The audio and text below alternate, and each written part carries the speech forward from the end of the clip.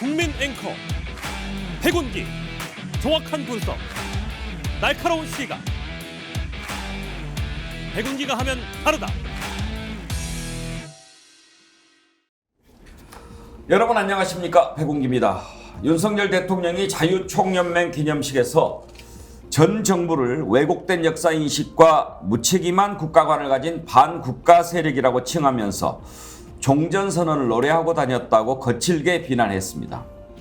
이에 대해서 민주당 수석대변인은 일베와 하등 다를 바 없는 대통령의 인식에 충격을 금할 수 없다고 비판했는데, 현직 대통령이 이전 정부를 반국가 세력이라고 규정하고 야당이 대통령을 일베와 비교하는 현실, 국정에 야당이 없고 정치에 금도가 없습니다. 지금 우리는 야만의 시대에 살고 있습니다.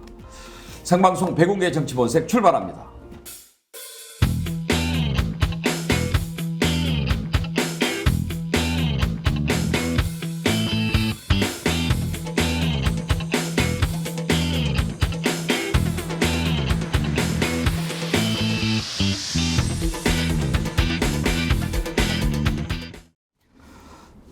야만의 시대의 상식을 찾기 위해서 노력하는 네 분 패널 소개하겠습니다. 김두수 시대정신연구소 대표, 김정욱 전 청와대 행정관, 장성철 공론센터 소장, 김준혁 한신대 교수 나오셨습니다. 어서 오십시오. 네, 안녕하세요.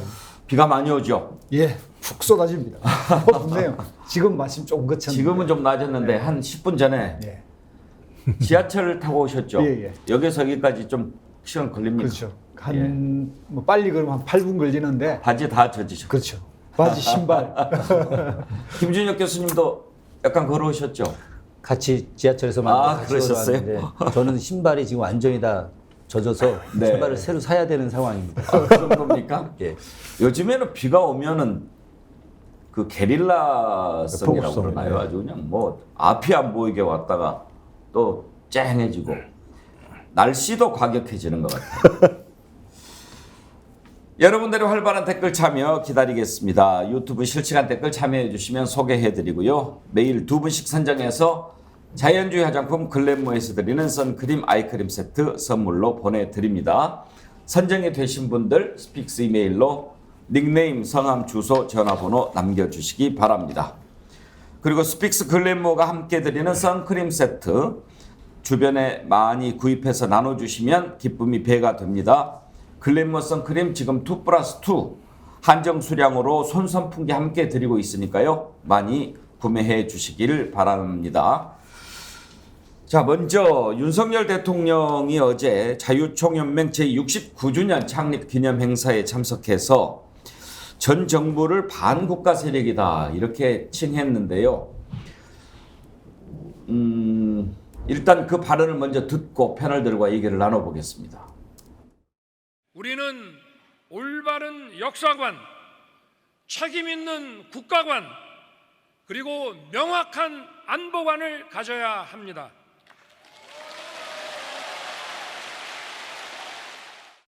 왜곡된 역사의식, 무책임한 국가관을 가진 반국가 세력들은 핵 무장을 고도화하는 북한 공산 집단에 대하여 유엔 안보리 제재를 풀어달라고 읍소하고 유엔사를 해체하는 종전선언을 노래 부르고 다녔습니다. 북한이 다시 침략해오면 유엔사와 그 전력이 자동적으로 작동되는 것을 막기 위한 종전선언 합창이었으며, 우리를 침략하려는 적의 선의를 믿어야 한다는 허황된 가짜평화 주장이었습니다. 자유 대한민국의 국가 안보가 치명적으로 흔들린 상황이었습니다. 저는 대통령 취임 이후 북핵 위협과 도발을 억제하기 위해 한미 동맹을 강화하고 한미 동맹을 핵 기반으로 격상시켰습니다. 북한만 쳐다보고 중국으로부터 무시당한 우리의 외교는 국제 규범을 존중하는 5대양 6대주의 모든 국가들과 긴밀히 협력하는 글로벌 중추 외교로 발돋움했습니다.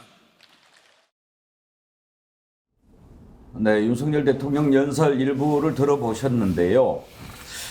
김두수 대표, 자유총연맹이 보수 단체지요? 예, 그렇습니다. 예. 이게 처음 만들어질 때 아시아 민족 반공총연맹이라고 흔히 반공연맹이라고 반공연맹. 근데 이제 87년 6월 민주항쟁 이후에 이게 이름이 개개에 맞지 않다 해서 이제 자유총연맹으로 이름이 바뀐 거거든요.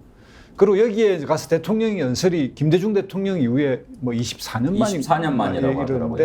그러니까 그 김대중 대통령은 흔히 색깔론의 가장 피해자였지 않습니까? 그러니까 이제 거기 가서 본인 대통령이 이제 이런 건 아니다. 그러니까 당신들이 그렇게 간첩이라고 불렀던 내가 대통령이 됐으니까 이런 이야기를 해왔고 그 이후에 역대 대통령은 저기하고는 좀 거리를 뒀죠. 그리고 사실상 그 역할도 좀 옛날처럼 반공 걸기 대회라든지 뭐 그 전시 어쨌든 긴장이 생기면 동원되는 그런 였기 때문에 거리를 뒀는데 갑자기 윤석열 대통령이 저렇게 이야기하니까 뭐 노무현 대통령식으로 이야기하면 이쯤 되면 이제 막 가자는 느낌이 들어요. 그냥 모든 주변에 임명하는 사람들 본인 이야기, 그러니까 대통령실을 비롯한 대통령이 완전 극우로 그냥 물들어서 저렇게 해서 내년 선거를 돌파하자라고 하는 무슨 전략적 방침이 있지 않고서는 저렇게 발언할까 이해가 안 가는 일배 발언입니다, 진짜. 자유총연맹은 그러면 관변단체라고 합니까?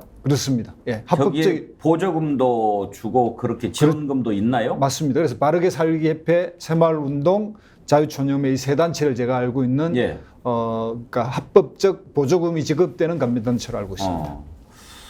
그래요. 근데 김종욱 교수 보수 단체라고 하지만 이제 거기에서 뭐 보수 성향의 발언 같은 건 할 수 있겠지만 논란이 되는 부분이 윤석열 대통령이 바로 전에 정부를 반국가 세력이라고 규정을 했단 말입니다. 이게 되게 무서운 단어인데요. 왜냐하면 우리나라는 국가원법이 지금도 있는 상황이에요. 국가원법을 만든 이유가 국가의 안전을 위태롭게 하는 반국가 활동을 규제하려고 하는 거거든요. 그럼 반국가 활동을 누가 하겠습니까? 반국가 세력이 한다는 얘기잖아요. 그럼 반국가 세력이라고 얘기하면 수사 대상인 거 아니에요? 그러니까 대통령이 자유총연맹에 가서 수사 대상을 직시한 거나 마찬가지예요. 저건 수사 대상이라고 얘기한 거고요. 문제는 뭐 오늘도 유인태 전 수석이 말씀하셨습니다만 아니 반국가 세력의 수계라고 우리는 표현하는데요. 수계 아래에서 소위 서울지검장과 검찰총장을 했잖아요. 그리고 그 당시 그 수계 아래에서 일을 했던 통일부 직원들, 국정원 직원들, 국방부 직원들 이런 직원들이 지금 그대로 남아있는 상황에서 또 그 사람들 데리고 지금 소위 대북 정책, 외교 정책을 추진하는 거 아니겠습니까? 그러니까 본인 스스로가 이런 말을 하는 것 자체가 얼마만큼 앞뒤가 안 맞는지에 대해서 알매도 불구하고 이렇게 얘기하는 건 저는 이 문제가 반국가 세력이라고 하는 어떤 예를 들면 본인의 이념적인 성향보다는 내년 선거를 앞두고 어떤 형태로든지 공안몰이, 사정정국, 구속정국을 만들려고 하는 의도로밖에 보이지 않는다라는 생각이 들어서 매우 위태롭다. 그리고 본인이 얘기했던 반지성주의 그렇게 싫다고 말씀하셨던 거 아니에요? 그 본인이 취임 연설을 하면서 이게 전형적인 반지성주의적인 발언이고요. 최근에 전 세계에 있는 구구정당 대표 지도자들이 하고 있는 발언의 그대로 그 양상을 그대로 얘기하고 있어요. 저는 이 정도면 내전에 돌입하자는 얘기밖에 안 된다는 생각이 들어요. 좌우로 나눠서 내전하자. 그걸 내전을 부추기는 사람이 누구냐? 대통령이 내전을 부추긴다. 이거는 상상을 초월하는 일이 벌어지고 있고요. 저는 이런 발언들을 하고 있는 의도의 문제를 떠나서 대통령이 이런 발언을 하고 있다는 사실 자체가 매우 제가 볼 때는 반국가 세력적인 발언이라는 생각이 들어요. 장성철 소장께는 윤석열 대통령이 왜 저런 발언을 했을까 그 의도도 좀 여쭤보고 싶은데 그 전에 그 방금 들어본 그 부분에 대한 평가는 어떻게 하고 계신지 먼저 좀 듣고 싶습니다. 대단히 부적절하고 잘못된 말이죠. 반국가 세력 다 잡아가야죠. 왜 안 잡아가세요? 수사해가지고 빨리 잡아가시라라고 말씀을 드립니다. 대통령의 언어는 아닌 것 같아요. 저런 말씀을 하실 때는 상당히 좀 신중하고 진중하게 얘기를 하셔야 되는데 아무리 자유총연맹이라는 극단적인 보수 인사들이 모여있는 곳이라고 하더라도 저는 국가의 정체성을 부정하는 말씀이라고 볼 수밖에 없거든요. 과연 맞는 것이냐라는 좀 생각이 들어서 저런 말씀 안 하셨으면 좋겠다라고 생각이 듭니다. 대북 정책과 관련돼서 생각이 다를 수가 있어요. 진보 보수 북한을 어떻게 볼 것이냐, 어떻게 접근할 것이냐 생각이 다를 수가 있다니까요. 그건 논쟁을 해야 돼요. 논쟁을 하고 선거 때 국민들이 선택을 하도록 건전하게 해야 돼요. 저런 식의 자극적이고 험한 거친 말씀을 하시는 것은 국가의 최고 통치자로서 상당히 부적절하다라는 말씀을 드리고 자칫 잘못하면 점점 대통령께서 파시즘적인 쪽으로 좀 더 극우적인 모습으로 보이는 것이 과연 국정 운영에 도움이 될 것이냐라는 좀 생각이 듭니다. 근데 어떠한 사명감 같은 게 있으신 것 같아요. 예. 자꾸 제가 이제 해석을 해보면 그러니까 어떤 의도가 있다기보단 저게 맞아라고 생각을 하신 것 같단 말이죠. 그렇다면 이것이 과연 옳은 길을 가는 것이냐. 계속 이런 말씀 하시잖아요. 내가 뭐 지지율이 떨어지더라도 선거에서 지더라도 내가 할 일은 할 거야.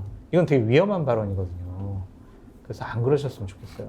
그러니까 이제 의도와 관련해서 뭐 이제 두 분도 그런 말씀하셨고 또 오늘 언론도 분석을 하면 뭐 지지층 결집 그렇게 얘기하는데 그런 차원에서 한 얘기로 보십니까? 아니면 약간 지금 화가 좀 많이 나 있는 것 같기도 해요. 여러 가지 일들을 해도 잘 알아주는 것 같지도 않고 지지율도 안 오르고 후쿠시마 오염수 방류하는 것에 대해서도 뭔가 좀 노력을 해도 국민들이 잘 안 받아주는 것 같고 야당에 대해서는 이제 더 이상 뭐 함께 가기를 포기한 듯한 그런 느낌도 들고 왜 이런 발언까지 나오게 됐다고 보십니까? 그러니까 의도가 있다기보다는요. 원래 스타일이 저러신 것 같고 그리고 뭐 본인이 생각이 원래 저런 것 같다는 좀 생각이 듭니다. 그냥 저런 쪽으로 저렇게 생각하시는 분 같아요. 그러니까 누가 옆에서 조언을 하거나 뭐 주입을 시켰거나 그런 것보다는 원래 저런 생각을 가지고 계신 저런 스타일의 정치인이 아닌가라는 좀 생각이 듭니다. 안 그러면 우리가 합리적으로 해석할 수가 없어요. 저렇게 얘기를 해가지고 내년 총선에 좀 긍정적이고 국정 운영에 도움을 받으려고 한다? 이거는 상상할 수가 없는 거잖아요. 비판할 수밖에 없는 단어 선택을 통해서 어떻게 국정 운영에 도움을 받아요. 그러니까 생각이 저런 사명감, 문재인 정권 하에서 벌어졌던 많은 잘못된 일을 내가 지지율이 떨어지고 선거에서 지더라도 바로잡아야 해. 그게 옳은 길이야. 라고 생각하시는 것 같습니다. 극우 쪽 유튜브 뭐 저는 거의 본 적이 없습니다만 김준혁 교수 오늘 일베와 다를 바 없다 그런 민주당 대변인 논평도 있고 너무 극우 유튜브를 많이 본 것 같다 그러는데 극우 쪽 유튜브 보면 저런 말들이 많이 나옵니까? 저거보다 더 심하죠. 저도 뭐 한두 번은 좀 봤는데요. 뭐 민주 진보 진영에 있는 인사들은 다 북의 김일성, 김정일, 김정은의 사주를 받아서 활동하는 고정간첩이다. 뭐 이런 정도 수준들이거든요.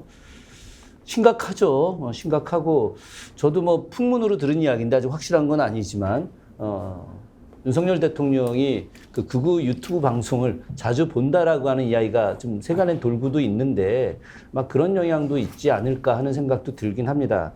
그런데 대통령이 개인의 어떤 신념일 수도 있다고 조금 전에 우리 장성철 소장이 말씀하셨지만 대통령이기 때문에 그래서는 안 되는 거죠. 대통령은 자신이 갖고 있는 생각에 어떤 큰 기조로 방향으로 그 국가 운영을 해나가는 건 맞습니다. 그러나 지금 현재 이 한반도의 상황이 정말 특별하지 않습니까? 전 세계에서 유일한 분단 국가로 지금 남아 있는데 그렇다고 한다면 분단의 어떤 체제가 얼마나 이 한국 사회에서 문제가 되는 것이냐. 그렇기 때문에 문재인 대통령 시절에 종전선언을 통해서 평화체제를 구축하려고 한 거였죠. 북한의 군사력은 예전에도 계속 이야기하지만 남한 군사력에 비해서 비교가 안 됩니다.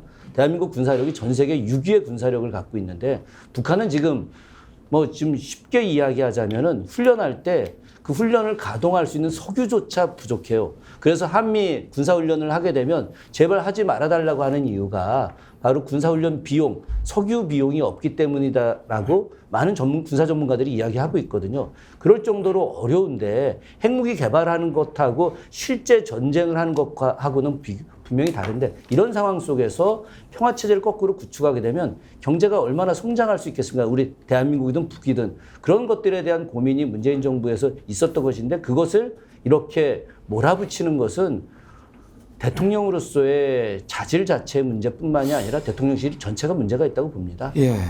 근데 김두수 대표, 여야 같으면 이제 이렇게 뭐 공방도 주고받고 말이 좀 거칠어질 수도 있고 그런데 대통령 아닙니까? 한 나라의 대통령이고 그리고 또 이전 정부에서 요직도 맡았었고 그런데 지금 생각해 보면 지난 정부가 이렇게 추구했던 방향은 잘못된 것 같다, 실패한 것 같다, 뭐 이렇게 얘기할 수는 있어도 그 정부를 가리켜서 반국가 세력이라고 칭한 것은 지금 우리나라 대통령 아닙니까? 그러면은 그 전 정부에 몸담았던 인사, 그리고 민주당, 그리고 그 당과 정부를 지지하는 국민들 어떻게 받아들일 거라는 생각을 안 했을까요? 그러니까요. 이게 지금 보면 이제 뭐 선거 전략 같은 데도 보면 이제 대통령이 가운데 있고 여야가 양쪽에 있어서 이게 이제 삼각형 트라이앵글레이션이라 해가지고 여야를 적절하게 비판하거나 수용해서 다음 선거에 이기는, 그래서 이제 클린턴 대통령이 2기 집권할 때 그 전략을 써서 이기거든요. 다 질 거라고 그랬는데 그런 것만큼 그게 일종의 국민 통합이고 여야의 쟁점들을 흡수하는 형식인데 지금 윤석열 대통령 이제 선거 전략으로 봐도 이미 그쪽은 이제 포기한 것 같고요.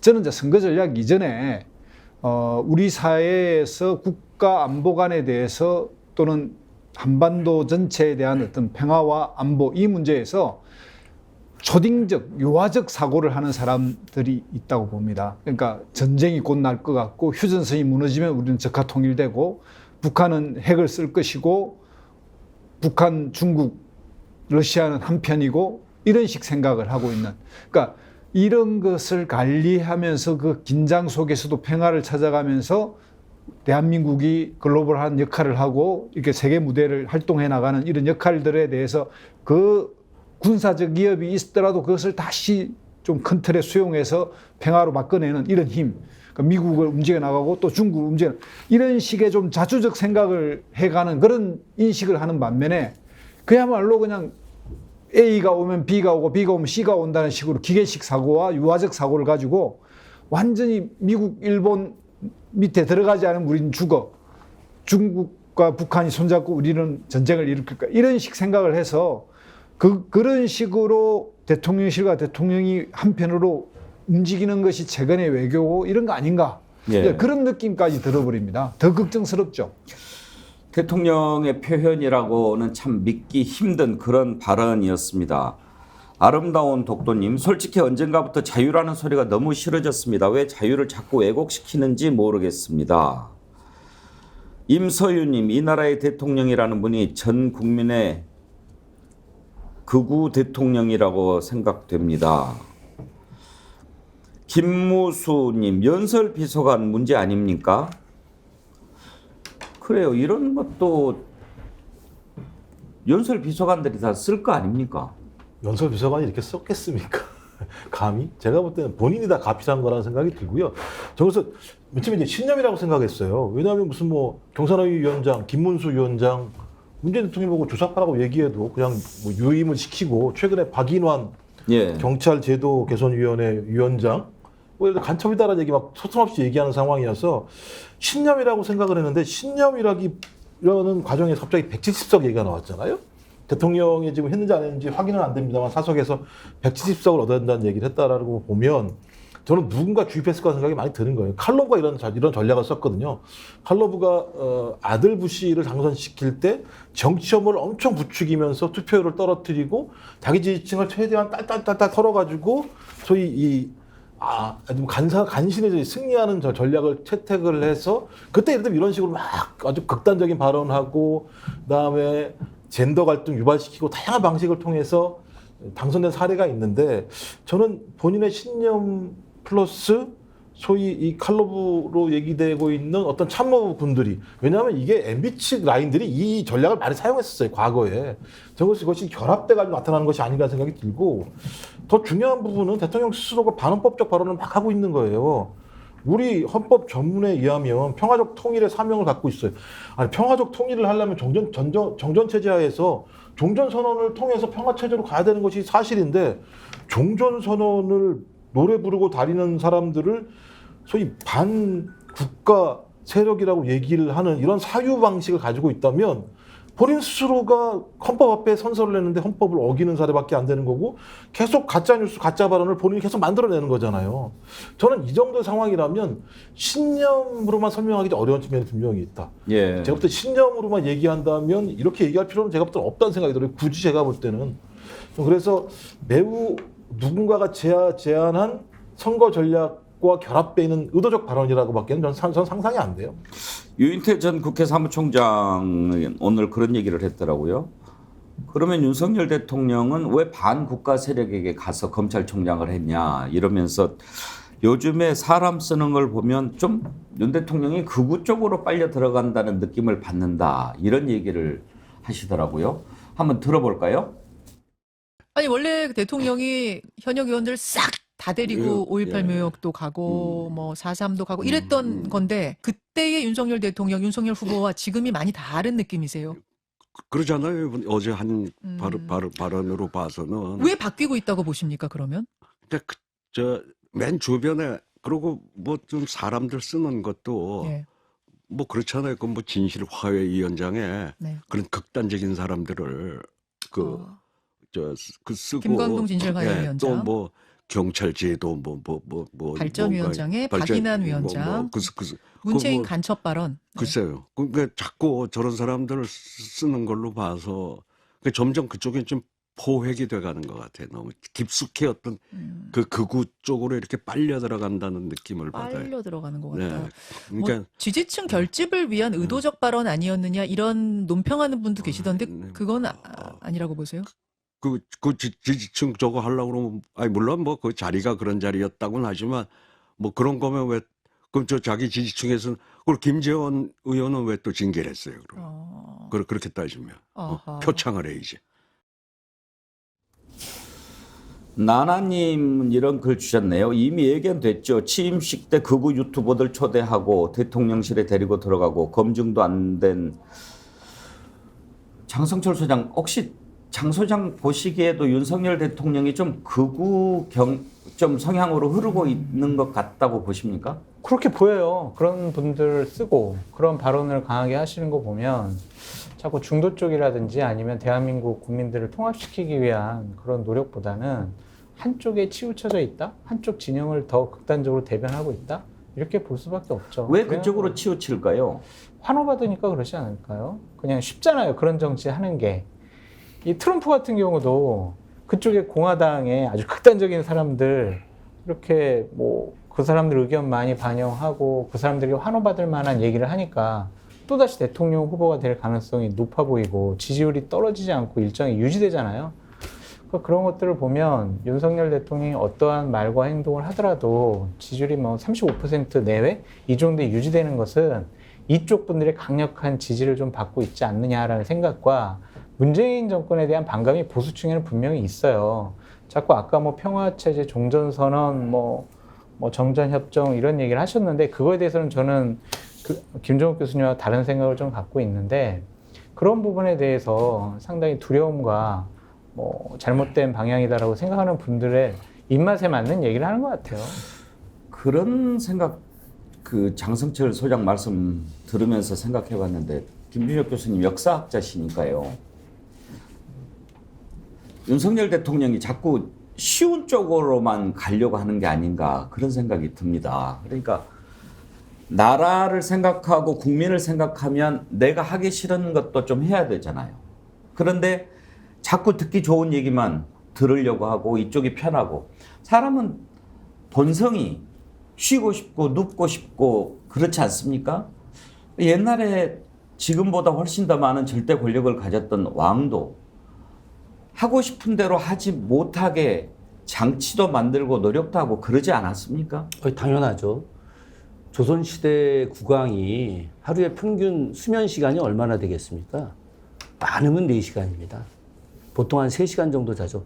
그만큼 일이 많아요. 만기 칠남한다고 하는데 그 이유가 수많은 일들을 협의하고 결정하고 해야 되는데 국왕이 자기 마음대로 할 수 있는 일은 없습니다. 그렇기 때문에 우리가 조선사회를 이야기할 때 중앙집권적 관료제 사회다. 관료들이 국왕을 통제하고 국왕이 잘못된 결정을 하면 막고 그래서 국왕이 언어적 표현을 쓰는 데 있어서도 우리가 이야기하는 대간제도, 사원부, 사관원, 홍문관, 특히나 사관원은 국왕이 실수하면 안 되기 때문에 국왕의 어떤 언어라든가 말, 행동 이걸 철저하게 통제하는 역할들을 하지 않습니까?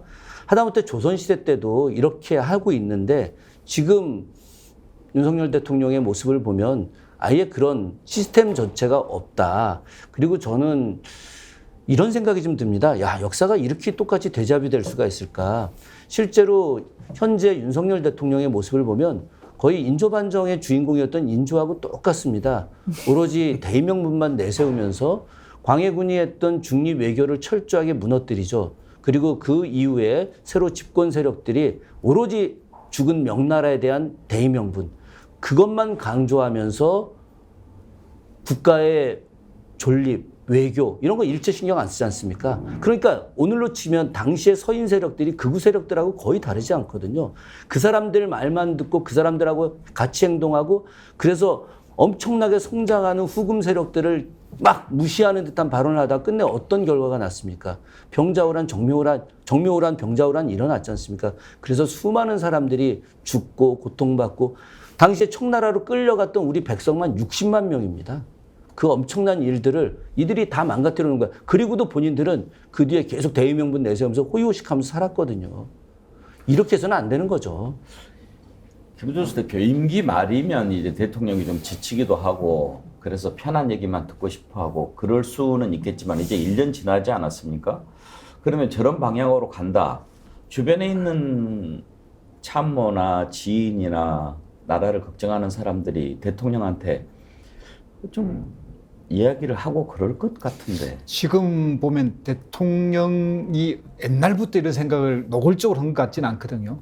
근데 대통령 시대 참모들이 대체로 이 세력들, 그러니까 MB 정부 때 세력들과 대체로 극우적 성향을 가진 사람들이 참모 그룹으로 들어가고 또 지금 현재 뭐 주요한 국가안보실이나 이런 데 의사, 누구는 뭐 거기에 간첩이 있다 이렇게 이야기할 정도로 일본이나 미국의 입장에서 대한민국의 안보를 생각하는 사람들 이런 데 영향을 받아서 이 상황이 이제 이렇게 주입된 것 같은데요. MB가 극우였나요? MB는 실용성을 좀 띠고 있었지만 그때 당시에 이제 김태호라든지 이런 식의 안보 분야에서 예를 들면 금강산 관광 이런 게 다 끊어질 때인데 MB 때 시작되지 않습니까? 그럴 때 보면 그리고 또 지소미아 일본과 관계를 맺고 그때 김태호가 그 일을 했고요. 이제 그런 측면에서 그 세력이 다시 재포진하면서 좀 더 극우됐다라는 이야기를 할 수 있을 것 같고요. 또 선거 전문가로서 한 말씀 더 말씀드리면 아까 이제 칼로브 이야기를 했는데 대통령 선거에서는 극단적 진영 정치와 해모를 동원하고 투표율을 떨어뜨리고 그러면 극적으로 이길 수가 있어요. 그런데 그게 총선에서는 안 통합니다. 왜냐하면 대통령 선거는 전국이 한 선거구니까 그게 가능하거든요. 극단적 세력을 부추기도 특정 지역의 표가 전국에 평균화돼서 어쨌든 0. 몇 프로라도 이기면 되니까요. 총선은 적어도 153개의 선거구가 있는 각각에서 이겨야 되기 때문에 중도 세력의 호소력을 가지지 않으면 이길 수가 없습니다. 그게 지난 2020년 총선이었고 이번에 미국의 1년 전에 있었던 총선에서도 보면 트럼프 쪽이 공화당이 압승을 할 거라 그랬는데 그런 식으로 정치를 하니까 오히려 민주당이 선전했거든요. 그래서 총선 전략으로서도 저런 극단적으로 가는 거는 큰 흐름에 봤을 때 실패하는 전략이다. 미리 충고를 하면 그렇습니다. 근데 이제 장성철 소장 그전 정부를 반국가 세력이라고 이렇게 칭하고 네. 결국은 이제 야당 없이 국정을 운영하겠다라는 것을 거의 노골적으로 드러낸 거라고 볼 수 있지 않겠습니까? 그렇죠. 그렇게 해서 될까요? 그게 맞다고 생각하시는 것 같다니까요. 그게 사명감이다라고 생각을 하시는 것 같아요. 그러니까 이재명 당대표, 민주당 의원들 대다수 부정부패 비리 돈 문제와 관련된 이게 나쁜 정치인들 이 사람들하고 어떻게 대화를 하겠어? 국정 같이 논의 못해. 이런 생각을 갖고 있는 것 같다라는 생각이 들고. 언제까지 그러면 야당 없이 정치? 내년 총선 때까지 하시겠죠. 그러니까 이제 170석 발언이 나와서 내년에 우리가 과반수 의석을 얻어서 우리가 생각하는 진짜 공정하고 상식적인 나라, 정상적인 나라를 만들겠다라는 사명감을 갖고 있는 것 같아요. 그러니까 대통령께서 되게 깨알 지시를 많이 하잖아요. 그러니까 어제도 나온 게 여기 보조금 주지 마. 막 이런 얘기를 하시는 거 아니에요. 그것을 과연 대통령이 직접 지시할 만한 내용인가라는 좀 생각이 들거든요. 그렇다면은 다른 사람들은 못 믿겠다. 나와 예전에 나랑 같이 근무했던 내가 신뢰하고 믿는 사람들과 함께 통치를 해 나가겠다. 그렇게 그냥 완전히 결심하신 것 같아요. 어떻습니까? 정치를 오래 이렇게 지켜보셨는데 야당 없이 국정 운영이 가능합니까? 불가능하죠. 왜냐하면은 선거에서 이겨야 되는데 기본적으로 지금 대통령의 긍정평가가 그렇게 높지가 않잖아요. 그럼 내년 총선에서 다수당이 되지 못한다면 더 많은 의석을 가진 야당이나 제3당과 함께 국정 운영을 해 나가야 되는데 그렇게 못할 거 아니에요. 야당이 이제 협조 안 할 것이고. 그러니까 이제 여러 가지 무리수를 써서 야당과 민주당 뭐 이런 사람들은 정말 나쁜 사람으로 프레임에 가둬놔가지고 국민들이 선택을 못하게 그렇게 잡아가는 거 아니겠습니까? 결국 이동관 특보를 임명하려고 하는 게 뭐예요? 이명박 정권 때 그렇게 방송을 장악해봤던 사람이니까 현재 좌편향으로 기울어져 있는 방송 환경을 정상화시키겠다라는 가장 최적의 적임자가 이동관이다라고 생각하니까 저렇게 밀어붙이려고 하는 거 아니겠습니까? 학폭 논란이든 과거의 부적절한 발언이든 이런 건 다 상관이 없잖아요. 그러니까 이러한 일방주의식 통치 행위는 앞으로도 계속될 것 같아요. 근데 김종욱 교수 조금만 그 상식적으로 생각을 해보면 저런 식으로 과격하게 극우 성향의 발언을 하고 그런 모습을 보이면 중도가 이탈할 것 같지 않습니까? 그게 상식 아닌가요? 그러면 산수를 해봐도 저렇게 발언을 했을 때 얻는 것, 잃는 것 이렇게 계산을 해보면 제 생각에는 손해일 것 같은데. 그러니까 이제 MB 플러스 뉴 라이트가 결합되어 있는 게 제가 볼 때 지금 이제 그 윤석열 정부의 핵심적인 라인인데요. MB계 같은 경우는 매우 예를 들면 선거를 잘한다고 생각해요. MB 출신들, MB계 사람들은 뉴 라이트는 신념을 가지고 있는 사람들인 거죠. 전 그래서 예를 들면 이동관, 그다음에 김태호라고 하는 이 그룹이 지금도 마찬가지입니다만 또 다른 방식의 어떤 게임을 하고 있다는 생각이 드는데 저는 이 170석이라는 얘기가 참 재미있는 단어였다는 생각이 들었어요. 저도 이제 그 과거에 이제 선거 보고서 같은 걸 많이 씁니다. 그러니까 주로 그럴 때는 현실이 안 되면 어떻게 하냐면 코끼리를 딱 냉장고에 우겨 집어넣으려고 막 하는 보고서를 만들어요. 실제적으로는. 그러니까 170석이 제가 볼 때 그런 거죠. 영남 싹쓸이, 그다음에 충청도 압승 하고 난 다음에 중간을 딱 가르는 거죠. 강원도까지 압승하고 난 다음에 서울에서 상당 부분 좀 승리하고 경기도 외곽 지역 승리해서 비례대표까지 합치면 이게 그림을 그려요. 참모 그 선거 전략가들이 그립니다. 그럼 어디를 깨면 될까? 서울을 깨야겠다. 20, 30대를 깨야겠다 생각할 거예요. 그럼 서울은 지금까지 정당 지지도를 보게 되면 민주당보다 국민의힘의 지지율이 약간 높게 나오는 현상들이 계속 유지가 되고 있어요. 그다음에 20, 30대는 계속 출렁입니다. 출렁 있는 상황이거든요. 그러면 MB계의 과거 선거 잘했던 사람들은 보고서 올리겠죠. 이렇게 나가십시오. 이렇게 나가 20, 30대 우리가 딱 가지고 오고 서울 예를 들면 집어넣고 가게 되면 나름대로 모양이 나올 것 같습니다라는 보고서를 올릴 거예요. 그러니까 제가 볼 때는 이렇게 올라갈 수는 있는데 이렇게 말씀하신 거 이렇게 올라간 내용을 갖다 내부에서 검토를 해야 되잖아요. 그러니까 이게 되겠어 이렇게? 상식적인 상황이라면 민심을 청취하고 현장에 있는 거라면 그리고 또 특히 국민의힘이라는 정당은 국회의원들이 현장에 있잖아요. 이게 안 되니까 제가 볼 때 독수독선하는 방향으로 가는 거예요. 그러니까 대통령실이 독수독선으로 가고 있고 그런 어떤 독수독선을 하는 대통령에게 기분 좋게 하기 위해서 MB와 뉴라이트들이 보고서 막 올리고 대통령은 그래 170석 가능하겠는데 가보지 라고 하는 이런 제가 볼 때 외발로 가고 있는 상황이라는 생각이 들기 때문에 전 모르겠습니다. MB계는 이런 꿈을 꾸겠죠. 과거에 이렇게 계속 이겼으니까 실제적으로 뭐 이명박 정부 당시에 선거를 대부분 다 이겼으니까는 하지만 지금 상황은 매우 다른 상황에 있기 때문에 국민의 힘이든 아니면 대통령실의 내부에 있는 어떤 인자이든 여기에 대해서 브레이크를 걸지 않는다면 피해는 누가 볼 거냐? 제가 볼 때 국민이 볼 수밖에 없다는 생각이 들어요.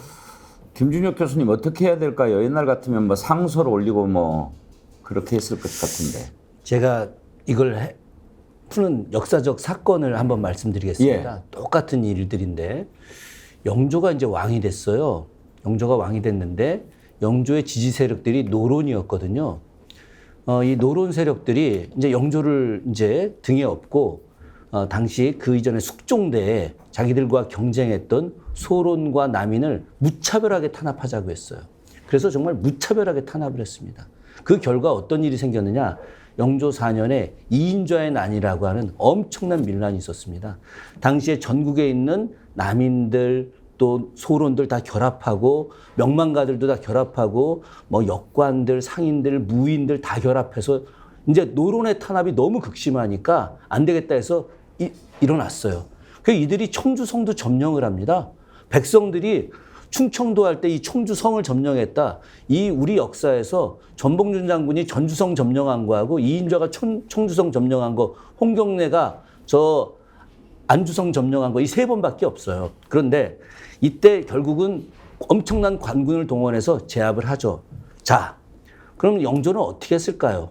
영조는 자기들한테 반란을 일으켰던 이 세력들을 다 죽이고 남인 소론 뭐 다 작살내고 이렇게 했어야 맞겠죠. 그런데 영조가 그때 깨달았습니다. 아, 어느 한 당이 나머지 사람들을 너무 핍박했을 때 국가는 혼란에 빠지겠구나. 백성들은 망가지겠구나. 그래서 영조가 이인좌에 난 이후에 탕평책이라고 하는 전혀 보지도 못했던 새로운 정책을 들고 나온 겁니다. 숙종대까지는 탕평책 이런 거 존재하지 않았어요. 오로지 환국정치라고 해서 이 일당 이한테 줬다가 소론한테 줬다, 남인한테 줬다가 노론한테 줬다가 이렇게 국왕이 자기 권력 잡으려고 했는데 예. 영조는 탕평을 통해서 한 거죠. 윤석열 대통령 지금 이걸 정확히 깨달아야 됩니다. 그래서 극우 세력들만 갖고 정치할 수 없다. 나머지 세력들과 함께 연대할 수 있는 최소 영조가 이인좌 난 이후에 탕평정책 추진한 거 이걸 공부하기를 진심으로 바랍니다. 예. 탕평 얘기하시니까 오늘 이제 인사가 났던데 그 전에 반응을 좀 소개해드리고 그 얘기로 넘어가지요. 레몬님, 난 대통령이 방공 웅변도에 나간 줄 알았어요. 7, 80년대 웅변도에 갔지 않았습니까? 이명옥님, 대통령은 왜 뭐든지 자기 마음대로 하면서 화가 나 있는지 모르겠어요. 국민들이 화나 있는 거 안 보입니까? 김보람님, 왜 대통령이 갈등을 조장하는지 모르겠습니다. 막걸리님, 대한민국의 근본적인 문제는 윤석열 대통령 자신입니다. 이은주님, 오늘은 6.29 선언일입니다.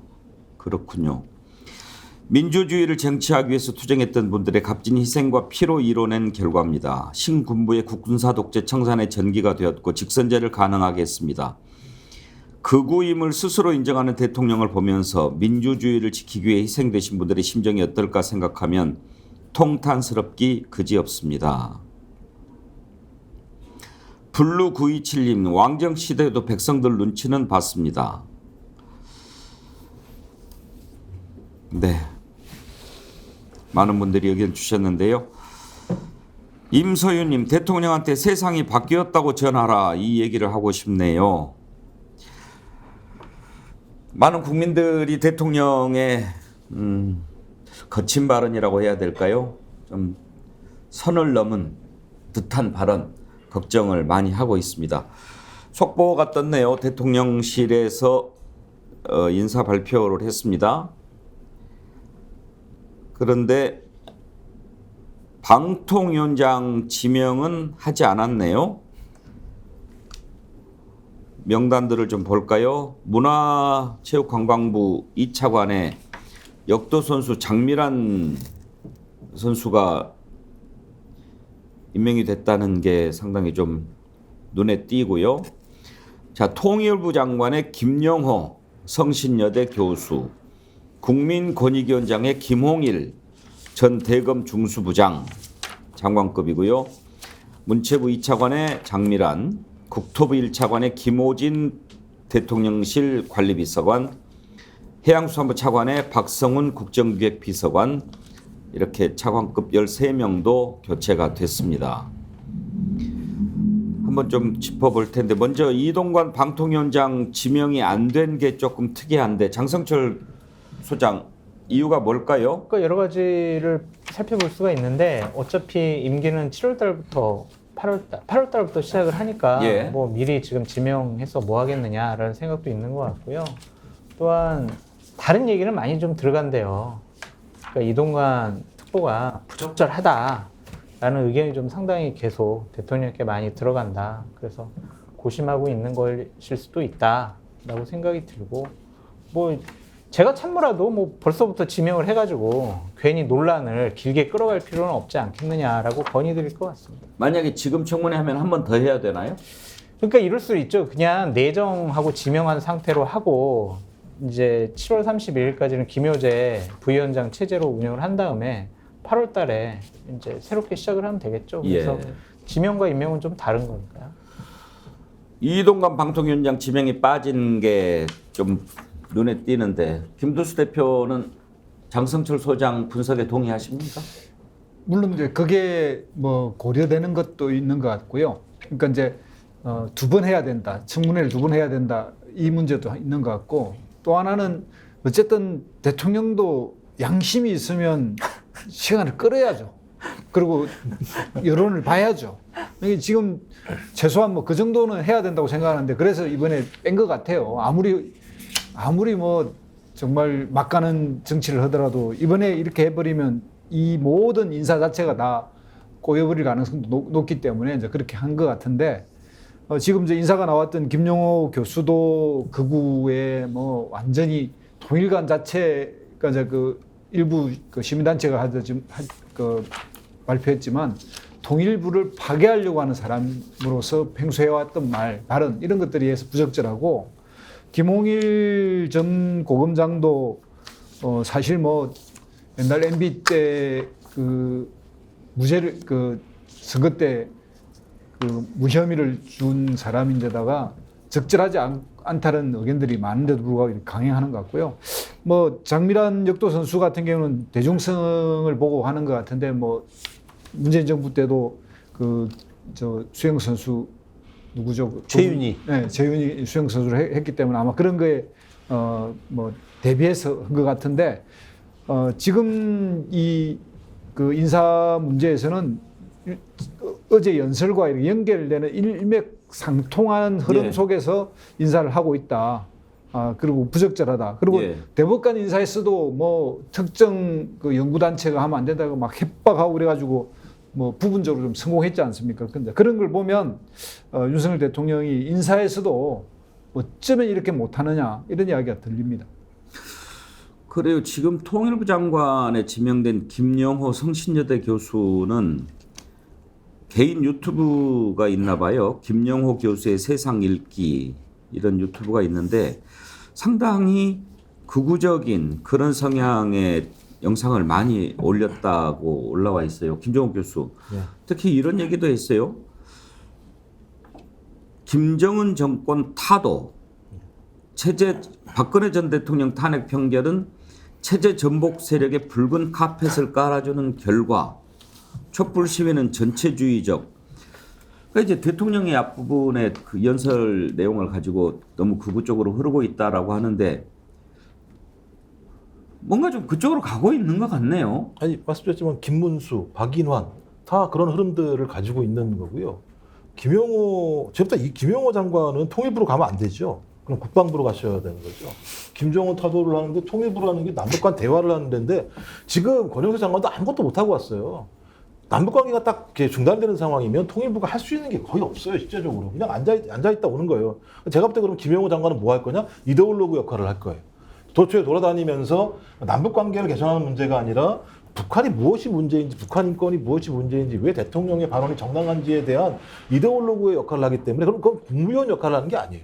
국무위원은 국민을 위해서 활동을 해야 되는 건데 대통령의 개인적인 신념 또는 대통령의 정치적인 어떤 예를 들면 책략 여기에 앞장서서 저희 유튜브 방송처럼 통일부 장관으로 활동할 거라고 얘기한다면 저는 앞으로 통일부가 이후에 남북관계가 개선된다고 하더라도 역량을 완전히 상실할 거다. 제가 과거에 통일부에서 일했는데요. 통일부가 가장 큰 문제가 뭐냐면 정보가 없어요. 외교부는 전문이 있죠. 국정원은 자기 아이오들 다양한 정보들이 있죠. 국방부는 미국과 정보를 교류하는 게 있고 소위 개인 정보자산이 다 있어요. 근데 통일부만 정보자산이 없기 때문에 통일부 장관이 정치력이 없는 장관이 오게 되면 아무 역할을 할 수가 없고요. 한탄합니다. 그리고 어디 가도 다 왕따당해요. 외교부 공무원들, 국정원 공무원들, 국방부 공무원들, 통일부 공무원은 상대도 안 해요. 왜? 정보가 안 나오니까요. 만나봤자 뭐 소용이 있나요? 뭐 정보가 아무것도 없는데? 전 그럼 제가 볼 때는 통일부는 완전히 제가 볼 때는 그냥 뒷방에 앉을 수밖에 없는 거고 장관을 위한 비서실 기능만 하게 될 거라는 생각이 들기 때문에 제가 볼 때는 지금 매우 위태로운 상황입니다. 왜냐하면 제가 헌법 전문에 통일이라고 하는 것이 대통령이 해야 될 가장 중요한 임무 중에 하나거든요. 근데 통일이 아니라 김정은 타도를 하겠다는 임무를 장관으로 앉히는 건 제가 볼 때는 말도 안 되는 인사라고 볼 수밖에 없는 거죠. 장성철 소장은 어떻게 생각하세요? 자기 진영에 있는 분들만 장관을 시키고 국무위원을 시키는 것이 과연 적절하냐라고 비판을 하고 싶어요. 예전에 문재인 정권 때도 왜 우리끼리 뭐 권력을 나누고 나랑 생각과 뭐 판단이 맞는 사람들, 그런 사람들 장관 시켜서 여러 가지 문제가 생겼다라고 계속 비판을 많이 했었잖아요. 우리 앵커님하고 같이 앉아가지고. 근데 이제 똑같은 일이 반복이 돼서 참 이제 비판하기도 지쳤다. 그렇게 말씀드리고 싶어요. 특히 이제 김영호 교수 지명자가 지난 2019년에 기고한 글을 보면 김정은 정권이 타도되고 북한 자유화가 이루어져서 남북한 정치 체제가 일체제가 되었을 때 통일의 길이 비로소 열리게 된다. 2000년 6월 남북 공동선언은 북한의 선정과 선동에 완전히 놀아난 것이다. 민족 통일이 아닌 체제 통일을 해야 한다. 이렇게 주장을 했는데 장성철 소장님, 만약에 지금도 이분의 생각이 바뀌지 않았다고 한다면 네. 그러면 이제 통일부 장관이 되면 네. 남북 화해 협력은 이제 끝났다. 끝났다고 봐야죠. 그러면 아니 본인이 그렇게 얘기를 해야 네. 되지 않냐 이거예요. 우리 통일부는 이제 남북 화해 협력을 통한 통일에는 관심이 없다. 압도적인 군사력으로 언제든지 흡수 통일을 한다든지 북한을 멸절시키고 통일하는 것이 우리 통일부의 목표다. 뭐 이렇게 해야 일관성이 있지 않나요? 그렇게 할 것 같아요. 김종필 그러면 교수님. 통일부가 왜 필요합니까? 아까 얘기했듯이 김종필 교수님이 얘기했듯이 통일부 없애려고 북한은 나쁜 집단이야. 이거에 대한 사상 교육을 좀 더 강화하려고 하는 것이 아니냐라는 생각이 들어요. 그러니까 이게 과연 옳은 길을 가고 있는 것이냐라는 비판을 받을 수밖에 없고 인사청문회 하겠죠. 근데 저분은 내가 뭘 잘못했습니까? 라고 야당 의원과 싸울 것 같아요. 그리고 야당에서 인사청문 보고서를 동의해주지 않더라도 그냥 대통령은 임명할 것 같단 말이죠. 이러한 일방주의적인 정치 행위가 앞으로도 계속 더 강화될 것 같아서 상당히 좀 걱정됩니다. 이름을 바꿔야죠. 정훈부 장관으로 바꿔야죠. 정훈부 장관. 정훈 장교. 김준혁 교수, 여가부도 지금 뭐 하는 일도 없이 장관 자리 지금 장관이 있죠. 통일부 권영세 장관도 통일부 장관으로 있으면서 통일과 관련된 것을 뭐를 했는지 기억은 없어요. 처음에 획기적이라고 그랬나요? 뭐 통큰? 담대한. 뭐 이런 게 있었는데 결국은 뭐 없었잖아요. 그렇죠. 뭐 사실 그 통일부라고 하는 것이 오늘 뭐 이 인사가 통일부 이야기가 좀 중심이 돼 버렸는데 저는 뭐 이야기 먼저 하고 제 이번 인사가 어떤 문제점인지 잠깐 좀 말씀을 드릴 텐데 통일부가 소위 말해서 미국의 입김이 없이는 통일부 운영이 안 되는 건 뭐 너무 잘 알고 있지 않습니까? 사실 문재인 정부 때도 이인영 장관이 통일부 장관 됐을 때 우리가 기대를 굉장히 많이 했었잖아요. 근데 이인영 장관도 제대로 역할을 못하고 나와서 뭐 그 뒤에 사석에서 만난 적은 없는데 만나면 아유 도대체 왜 그랬냐고 한마디 하고 싶었는데 그게 잘 안 되죠. 그런데 윤석열 정부 들어와서 그나마 문재인 정부 때는 통일에 대한 의지도 있었음에도 불구하고 통일부 장관의 역할이 안 됐는데 지금은 조금 전에 우리 패널분들께서 정훈부로 바꿔라 이런 이야기 나올 정도로 이 통일부의 역할이 미미한 존재가 돼버렸는데 여기에 또 극우 인사까지 넣었다는 것은 통일부의 기능을 완전히 상실하겠다라고 하는 걸 이제 선언한 거나 마찬가지다. 아예 통일부 지금 해체 수준으로 가는 수준이 되지 않을까 생각을 하고 저는 이번 인사가 왜 무서운 인사라는 생각이 드냐면은 윤석열 대통령이 대통령실에 있는 비서관 6명을 차관으로 보냈습니다. 국토부 1, 2차관은 둘 다 비서관들 보냈습니다. 국토부를 통해서 뭔가 큰 국가 이 운영계획, 토지 운영계획, 국가 균형 발전 이런 부분들을 장악을 하겠다라고 하는 부분들 그리고 나머지 비서관들을 통해서 차관 정치를 통해서 국정을 완전히 행정부를 장악하겠다. 지금 대통령실이 이제 행정부를 완전히 장악한 꼴이 된 겁니다. 장관들은 허수아비로 두고 실세 차관들이 가서 대통령의 명령을 듣고 움직이는 이런 방식들 저는 굉장히 좀 두렵다는 생각을 지울 수가 없습니다. 예. 그리고 제가 좀 우려되는 게 뭐냐면 이제 국토부 말씀하셔가지고 대통령이 직접 브리핑한 게 있어요. 서울에 대한 대규모 투자하겠다. 60조가 넘는 거로 알고 있습니다. 그러니까 지금 지상에 있는 거 갖다가 지하화시키겠다는 얘기를 했었거든요. 그러니까 저는 뉴타운 느낌이 드는 거예요. 일종의. 예를 들면 서울에다가 막대한 어떤 투자를 통해서 그럼 예를 들면 지상에 있는 걸 지하로 옮기게 되면 그 주변 땅값이 올라갈 수밖에 없는 상황인 거고, 그럼 그 라인에 따라서 선거운동을 할 수 있는 측면들이 매우 많이 있기 때문에 저는 이번 어떤 차관 인사도 마찬가지입니다만 그냥 예를 들면 인사 차원의 문제가 아니라 나름대로 친정 체제를 유지하는 것뿐만 아니라 선거 전략과도 관계가 있는 것이 아닌가에 대해서 야당 같은 경우도 상당히 의구심을 가진 눈초리로 이 상황을 좀 바라봐야 된다고 생각을 합니다. 국토부에 대해서 한마디만 하면요. 이번에 이제 서울 양평간 고속도로를 발표했거든요. 네. 근데 이제 제가 사는 데가 양평이라서 그동안 1, 2안만 있었어요. 그리고 이제 그게 이 잠실에서 출발해가지고 이제 양평하고 연결하는데 그게 6호 이제 그 국도 6호선이 그 굉장히 이제 정체가 주말에 엄청 심하고 그래서 거기와 연결하는 게 기본 그 요구였고 그것 때문에 이제 그 고속도로가 나아지는 건데 갑자기 4만이 이제 결정이 됐다고 국토부에서 발표를 했어요. 예. 그거는 뭐냐면 양평 IC 양평 IC라는 곳을 연결시키는데 거기로 하면 한강을 넘어오지 않아요. 6호선하고 연결이 안 돼요. 예.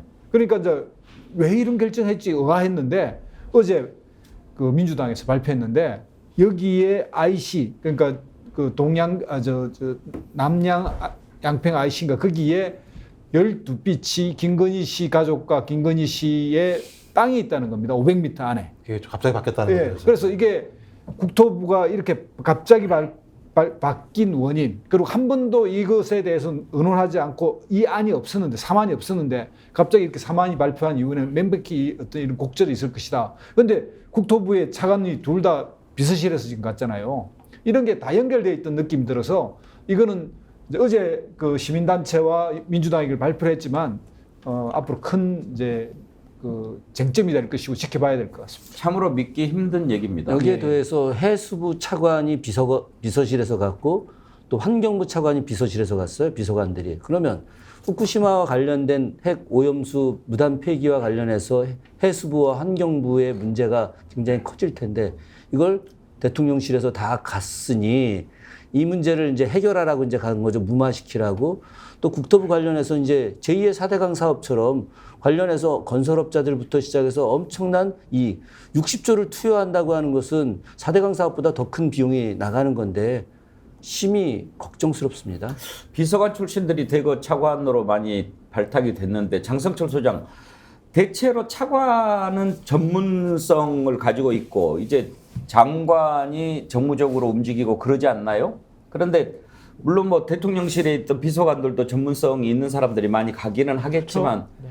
그렇게 봐야 됩니까? 어떻게 봐야 처음 됩니까? 보는 현상이죠. 그러니까 대통령께서 얼마 전에 국정 운영에 뭐 생각을 갖지 않은 사람들은 과감하게 인사 조치하라라는 것이 이번 인사의 전조 현상이 아니었느냐라는 좀 생각이 들고 대통령과 대통령 비서실에서 좀 행정부를 장악하기 위한 하나의 수단으로 친정 체제를 구축한 것이 아니냐라는 좀 생각이 드는데 이번에 차관 간 분들, 그러니까 대통령실에서 비서관으로 있다가 간 분들 대다수 분들이 공무원을 하셨고 또한 그 부처 출신들도 있어요. 예. 그래서 뭐 전문성이 없다라고 보기는 어려운데 과연 저런 인사가 맞는 것이냐라는 비판이 좀 나올 수가 있고 저는 이번 인사 중에서 김홍일 권익위원장 이번 건도 상당히 윤석열 대통령의 인사 스타일을 가장 극명하게 보여준 것이 아니냐라는 좀 생각이 듭니다. 그러니까 예전 2011년도 그때 김홍일 씨가 중수부장을 했어요. 그 밑에서 윤석열 대통령이 중수부 이과장을 했거든요. 그런데 여기에 논란이 있어요. 그러니까 2021년도 남욱 씨, 지금 대장동 사건 예. 남욱 씨가 검찰에서 진술한 내용이 있는데 거기에 윤석열 대통령, 이 김홍일 씨 이런 증언이 김만배 씨에 의해서 얘기가 됐다라고 남욱 씨가 진술을 해요. 그러니까 조주영 씨라고 변호사를 좀 봐달라. 김만배 씨가 아마 중수부장도 만나고 누구도 만나서 좀 봐달라고 로비를 했다. 이런 걸 얘기를 하면서 이제 밝혔던 내용들인데 그만큼 대통령께서는 과거의 인연을 중시하는 것이 아니냐 그렇게 볼 수밖에 없습니다. 장관하고 차관하고 이렇게 관계 같은 것 있지 않습니까? 네. 대통령실 비서관으로 있다가 차관으로 오면 대통령의 신임이 좀 두텁다 이렇게 볼 그렇게 수도 봐야죠. 있고 그렇게 할 때 조금 정치적으로 힘이 좀 약하다 하는 장관 같은 경우에는 좀 분위기가 역전되고 그럴 수도 있지 않나요? 그게 바로 MB 정권 때 가장 극명하게 보여줬죠. 이상득 당시 의원의 보좌관이었던 국회에서 보좌관이었던 박영준 씨가 이제 국무조정실에 예. 있다가 당시 국토부인가 어디 차관으로 왕차관 논란. 예. 역할이 했었잖아요. 그거에 대한 뭐 과거에 대한 향수가 아닌가라는 좀 생각이 듭니다. 그게 왜 향수가 되죠? 그렇게 좋았나요? 그렇게 해서 뭐 국정 운영을 대통령실과 뭐 비서실에서 다 장악을 할 수 있었고 뜻대로 움직일 수 있었다. 그래서 당시에는요, 그 박영준 차관이 차관들이나 공기업 사람들을 본인이 단독으로 데리고 전용기를 통해서 막 외국에 자원외교 하러 다녔었거든요. 그러니까 그러한 것들이 벌어질 것 같아요. 그러니까 대통령이 관심 있고 뭐 여러 가지 추진을 해야 될 방향과 관련해서는 확실히 좀 추진력 있게 동력을 가질 수가 있겠죠. 그게 정상적으로 보이지는 않는데요. 그렇지는 않죠. 근데 이제 선거를 앞두고 예. 이제 국토부 정부 차관, 제1차관 같은 경우에는 MB 정권 때 총무비서관도 하고, 그 다음에 이제 현재 관리비서관 하다가 이번에 이제 국토 1차관으로 간 거거든요. 뭐겠어요. 네. 우리가 내년 선거에 대해서 이겨야 될 지역들에 대해서는 조금 더 많은 신경을 쓰겠다라는 의지의 표현으로 보여지더라고요. 이번에 개각 앞두고 윤석열 대통령이 주변에 왜 이렇게 사람 찾기가 어렵냐 이렇게 답답함을 토로했다는 기사가 나왔더라고요. 김두수 대표. 사람 찾기가 어렵다라고 한탄을 했다면 쓸만한 사람이 없다는 얘기일까요? 아니면 일 좀 합시다 그러는데 사양한 사람이 많았다는 얘기일까요? 둘 다 해당될 것 같은데요. 지금 윤석열 대통령이 이런 정치를 하고 있는데 같이 국정의 동반자가 돼서 일을 해보고 싶은 사람이 몇 명이나 될까 이런 생각도 들어요. 그러니까 실제 옛날에 이제 왕이 신하에게 무슨 자리를 주면 제일 안 가는 제일 좋은 수단이 칭병이죠. 네, 칭병이고 아니면 이제 부모님 뭐 이런 건데 바로 이제 그 현상의 하나다라는 생각도 들고요. 또 하나는 어쨌든 지금 윤석열 정부 내에서 자기하고 뜻이 맞는 사람들을 찾아내기도 어려울 것 같아요. 저렇게 속이 좁고 폭이 좁은데 그 넓은 인재 범위를 놓고도 사람 구하기가 쉽지 않은데 저렇게 시각이 좁아져 있는데 사람 눈에 보이겠습니까? 자기하고 손발이 맞는 사람이 몇 명이나 되겠습니까? 그런 측면도 있는 것 같고요. 그래서 대통령이 이런 말을 한다는 것 자체도 이건 이제 정권 말기에 레임덕이나 되면 나오는 이야기인데 벌써 나오는 거는 정말 한심한 이야기죠. 장관을 안 바꾸고 차관을 많이 바꾸는 것은 청문회를 좀 피해보자 하는 그런 생각도 있어 보입니다. 예, 그렇죠. 인사청문회를 하게 되면 거의 정권이 흔들리거든요. 난타를 당장 이제 이동관 그 방통위원장 지금 내정이라고 얘기하는 사람도 지명을 못하는 이유 중에 하나가 뭐냐면 이동관 인사청문회 시작해가지고 아마 합법 문제부터 다 나오기 시작하면 아마 정권 흔들흔들 될 겁니다. 흔들흔들 한번 되면 그거 복구하는데 3개월, 6개월 걸립니다. 그럼 이제 선거 못하는 상황으로 가니까 제일 좋은 방법이 자기가 다 확인한, 대통령실 확인한 비서관들 보내서 특별한 임무를 줘서 가게 하는 게 가장 편한 상황이죠. 그리고 생각을 해보세요. 앵커님한테 만약에 장관 50조 가시겠습니까?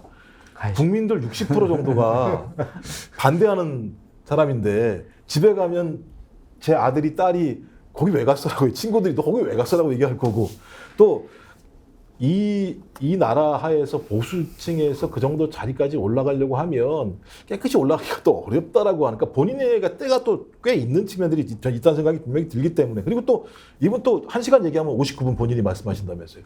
장관이 할 수 있는 게 뭐가 있겠습니까 개인적으로.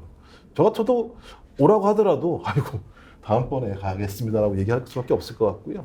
전 그런 애처롭다고 해도 이상한가. 하여튼 그런 상황인데도 불구하고 또 이런 얘기가 밖으로 나온다는 것도 웃겨요. 이런 얘기 웬만하면 안 하거든요, 실제로는. 그러니까 제가 볼 때는 진짜 사람 구하기 정말 어려운 것 같다. 이런 생각이 듭니다. 사람 찾기가 왜 이리 어렵냐 한탄할 만하다 싶은데 김준혁 교수 인사가 제일 중요한 거 아닙니까? 그럼요. 인사가 만사다 뭐 그런 이야기 많이 했죠.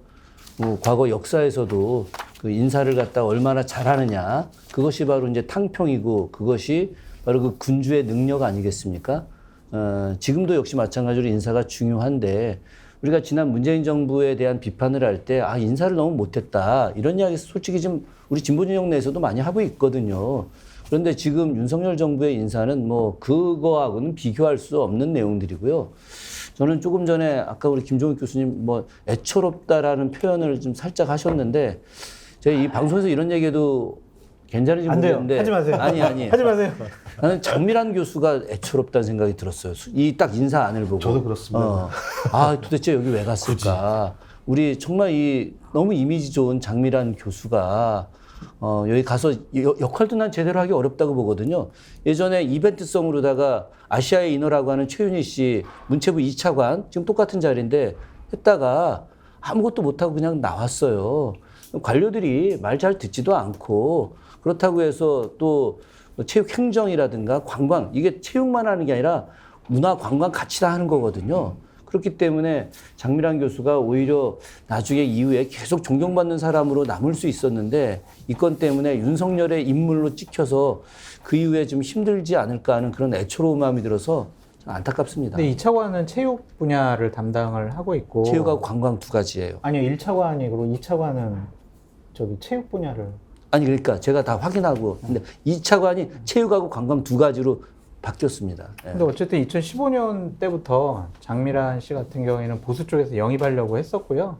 본인도 뭐 대학 교수도 하고 있고 IOC 위원도 해보려고 했었던 것만큼 능력은 좀 있지 않을까라는 좀 생각이 듭니다. 이동관 씨 같은 경우에 이번에 지명은 안 했습니다만은 그래도 뭐 거의 기정사실화되고 있는데 이번에 아까 말씀하신 여러 가지 이유로 명단에서 빠진 것 같습니다만 지난번에 정순신 국가수사본부장 하루 만에 그만뒀을 때 학폭 문제가 걸리지 않았습니까?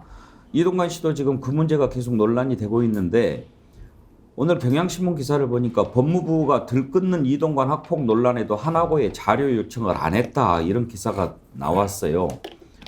지난번에는 정순신 사태 나왔을 때 못 챙겼다고 그랬잖아요. 그렇습니다. 지금 이렇게 논란이 됐는데 이런 걸 대비를 좀 해야 되는 거 아닙니까? 한동훈 장관이 본인이 잘난 척 할 때 말한 거하고 실제하고 너무 다른 게 이런 게 드러나는 거죠.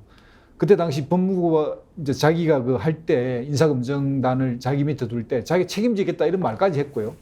지난번 인사 그 사태 났을 때 시스템이 문제였다라고 했고, 그 다음에 이제 챙기겠다는 이번에는 챙기지도 않았다는 이제 이게 특종이 나왔는데. 이것 보면 대통령이 지명하려고 하는 사람에게 맞춰주는, 그러니까 이스나마나한 지금 조직을 운영하고 있는 거고, 이것이 뭐 좀 더 그 증거가 잡힌다면 한동훈 탄핵 사유까지 된다, 저는 이렇게 생각이 듭니다. 이번에도 그런 부분에 대해서 왜 동의를 요청하지 않았느냐, 학폭 관련 자료. 그러니까 법무부가 아무런 입장이 없다, 뭐 이렇게 이야기를 해버리는데. 곤란하면 있어요.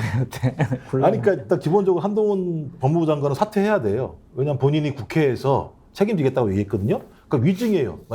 책임도 안 지고 아무것도 안 했으면 국회에서 위증을 한 내용이기 때문에 그렇다고 사퇴는 안 하겠습니다만 저는 어느 생각이 나면 MB가 진짜 힘이 세졌나? 이런 생각도 드는 거예요. 그러니까 이동관이라는 사람은 MB의 핵심적인 사람이었고 소위 언론 장악이라고 하는 것이 현 정부에게는 사활적이구나. 그래서 이동관이 아니면 안 되는구나라고 하는 판단들을 대통령이 했다는 생각이 들고, 근데 그런 상황에 관련해서 학폭 문제가 불거졌고 학폭 문제를 확인하는 과정 자체가 잡되는 불경이 될 수 있다는 생각이 들기도 하는 거예요. 그러니까 만약에 법무부에서 인사검증관이 아주 열심히 그 사실을 들추려고 얘기를 하게 되면 대통령이 생각한 전체적인 어떤 큰 그림 자체가 망가지는 상황이 될 수밖에 없기 때문에 좀 더 알아서 굴렀다라고 생각할 수밖에 없는 것이고, 그렇다면 한동훈 법무부 장관이 국회 나와서 야당 의원들에게 대하는 태도 거의 정반대 상황이라는 생각이 들기 때문에 저는 탄핵은 할 수 있는 거거든요. 왜냐면 헌법에 보장된 거니까. 그리고 국회 나와서 위증한 거 법률을 뭐 어긴 거 아니겠습니까? 저는 그래서 두 가지를 확인할 수 있다. 압수수색 들어와요. 아니, 저는 저 압수수색 할 것도 없어요. 진짜 무슨 제가 통치형이란 적이 없고 무슨 세무조사 들어와요. 세무조사 가진 것도 별로 없기 때문에 지금 이제 그런 말들이 공공연하게 요즘에 이제 거의 웃을 수도 없고 그런 일들이 벌어지는데, 어제 이제 오염수 방류 임박한 것과 관련해서 현대 아산병원장이 글을 올린 게 있어서 그거를 이제 팩트를 확인한 다음에 얘기를 했거든요. 많은 글들이 올라옵니다. 현대 아산병원 압수수색 당하겠네. 이제 병원장 온전할까? 그런 얘기가 나오고. 뭐 웃으면서 다들 요즘에 그런 얘기들을 많이 합니다. 그리고 지난번에 이제 학원 수능 뭐 이권 카르텔 학원들 그 세무조사 들어가겠네. 아니나 다를까 지금 메가스터디라든지 뭐 이렇게 세무조사 들어가는 거 아닙니까? 국세청에서. 오늘이 6.29 기념일인데 이게 역사가 거꾸로 돌아가는 것 같은 생각이 자꾸 들어요. 피할 수가 없어요. 왜 이런 이야기를 하면 당신 조심해. 당신 압수수색 들어갈 거야. 너 발언 그렇게 해도 돼? 장성철 소장 우리가 언제 이렇게 하고 살았어요? 그런 지 오래되지 않았나요? 그래도 시범 케이스에 걸리지 마시고 조심하시죠, 앵커님. 보수를 참칭하는 바람에 큰일은 아니기 때문에. 그러니까 이제 이게 권력을 통해서, 공권력을 통해서 본인의 통치행위의 정당성을 입증하려고 하는 행위는 저는 폭력이라고 생각이 들거든요. 그러니까 문제가 생겨서 학원들 여러 가지 뭐 탈세 혐의가 있어가지고 압수수색 들어가는 것과 문제를 만들어가지고 지금 세무조사를 들어가는 것은 다르잖아요. 이것은 국가 공권력 갖고 협박하는 것 같다라는 좀 생각이 들고, 저도 상당히 무서워요. 법도 나고, 뭐 갑자기 저희 집도 압수수색 나오고, 또 뭐 세무조사 들어오고, 그러지 않을까? 뭐 그런 생각이 듭니다. 그러니까 제일 무서운 게 인지수사랑 별건 수사잖아요. 검찰이 알아서 인지해서 수사하고 수사해서 안 나오면 다른 거 털어가지고 별건으로 수사해서 끝내 잡아넣게 되는 상황이니까 누구도 검찰 앞에서 아무 얘기도 못하고 꼼짝도 못하는 상황인 거죠. 기업들 같은 경우는 아예 옴짝달싹 못할 거예요.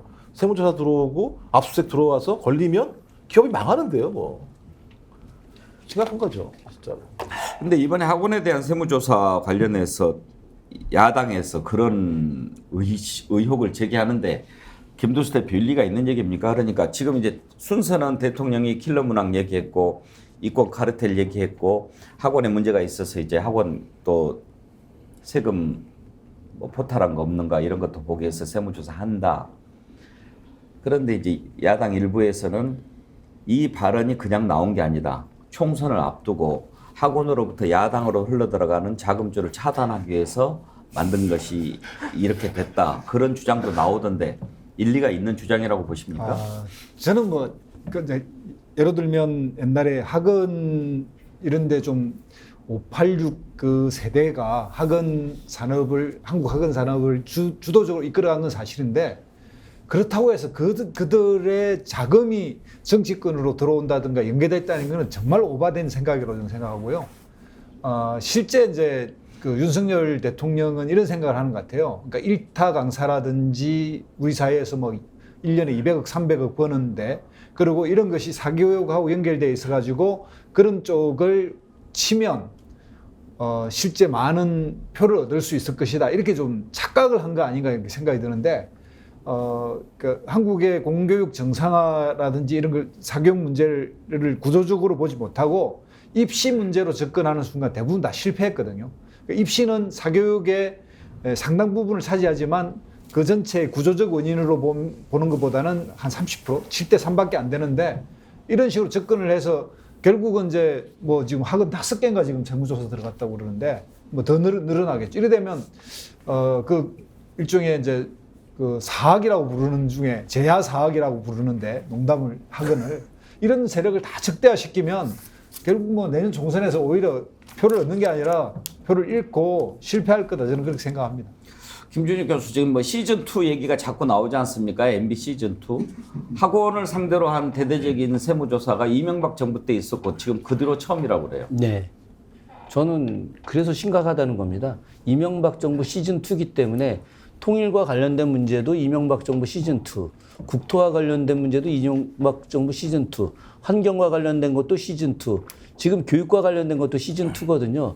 이명박 정부가 성공한 정부가 아닙니다. 그런데 이명박 정부의 인물들과 극우 세력들이 같이 결합돼서 시즌2의 문제가 아니라 이거는 더 망하는 시즌1의 어떤 새로운 나라가 될 것 같아서 문제인데 빨리 탕평책하지 않으면은 안 될 것 같습니다. 역사가 꼭 뒤로 돌아가는 그런 느낌입니다. 탕평책할 때 탕자가 무슨 탕자입니까? 탕자가 우리 목욕탕 할 때 그런 것과 같은 겁니다. 아니 그건 아니고 위에 초두변이 있더라고요. 예, 초두변인데 전체 아우르는 겁니다. 예. 골고루 뭐 네. 이런 뜻인가요? 네. 예, 오늘 여기까지 하죠. 오늘 댓글 이명옥님 선정하겠습니다. 대통령은 뭐든지 자기 마음대로 하면서 왜 화가 나 있습니까? 국민들이 화나 있는 거 안 보이나요? 그런 글 주셨는데 공감이 갑니다. 이명옥님께 자연주의 화장품 글램모에서 드리는 선크림 아이크림 세트 보내드리도록 하겠습니다. 저희 스픽스 이메일로 자세한 내용 남겨주시기 바랍니다. 오늘 함께해 주신 김도수 대표, 김정은 행정관, 장성철 소장, 김준혁 교수 네 분 수고하셨습니다. 감사합니다. 감사합니다. 네. 전하는 말씀 듣고요. 오호라 경제 이어가겠습니다. 채널 고정해 주세요. 글래머 좋아. 글래머 안 좋아? 좋아요. 글래머 좋아. 그때 그 글래머를 발랐으면 티가 안 났을 텐데. 농사하고 그럴 때 피부가 타요. 타면 안 되죠. 그러면 이거 바르면 되지 않겠습니까? 네. 맞습니다. 좋아요. 조건이 좋습니다. 그리고 품질은 제가 보증합니다. 많이 구입해 주시면 우리 스픽스가 힘을 갖는데도 도움이 된다는 말씀 드립니다.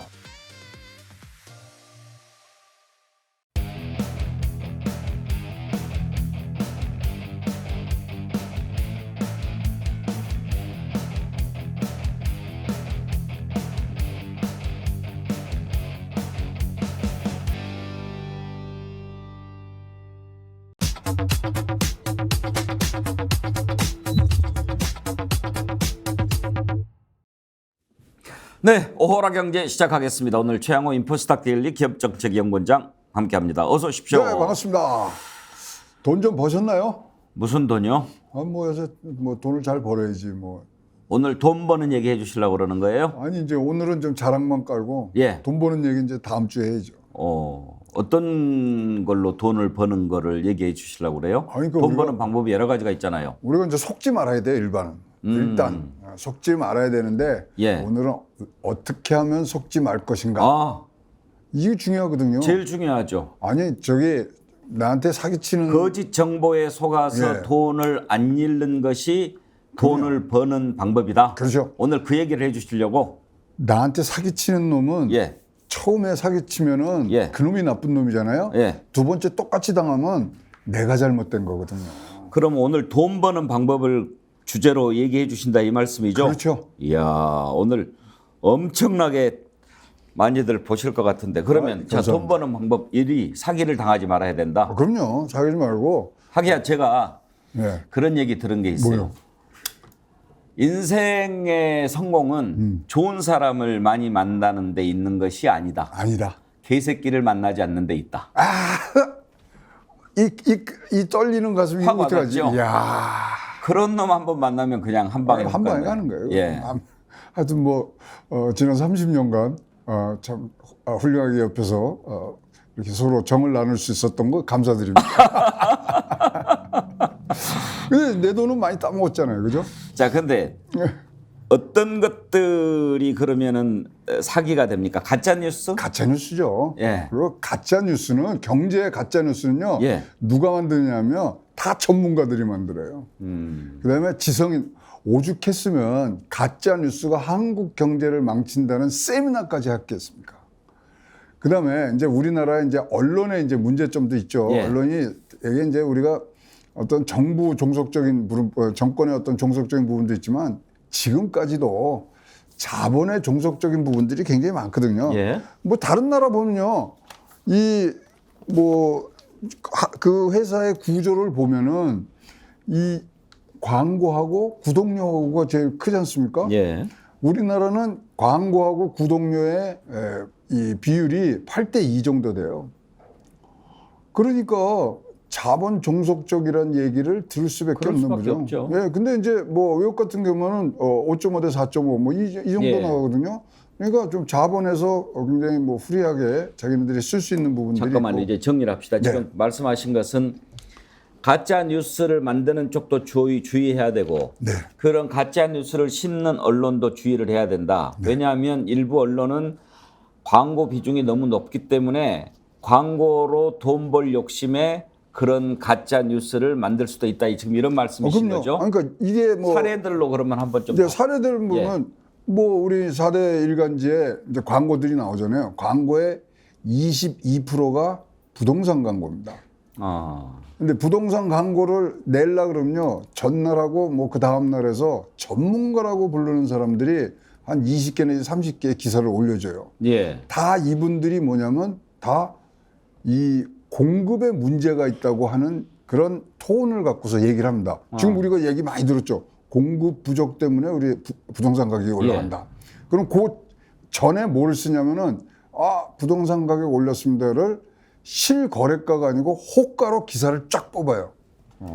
그런 다음에 공급이 잘 돼야 된다는 부분들이 어디랑 연결이 돼 있냐면 되게 굉장히 큰 건설회사들하고 연결이 돼 있는 거죠.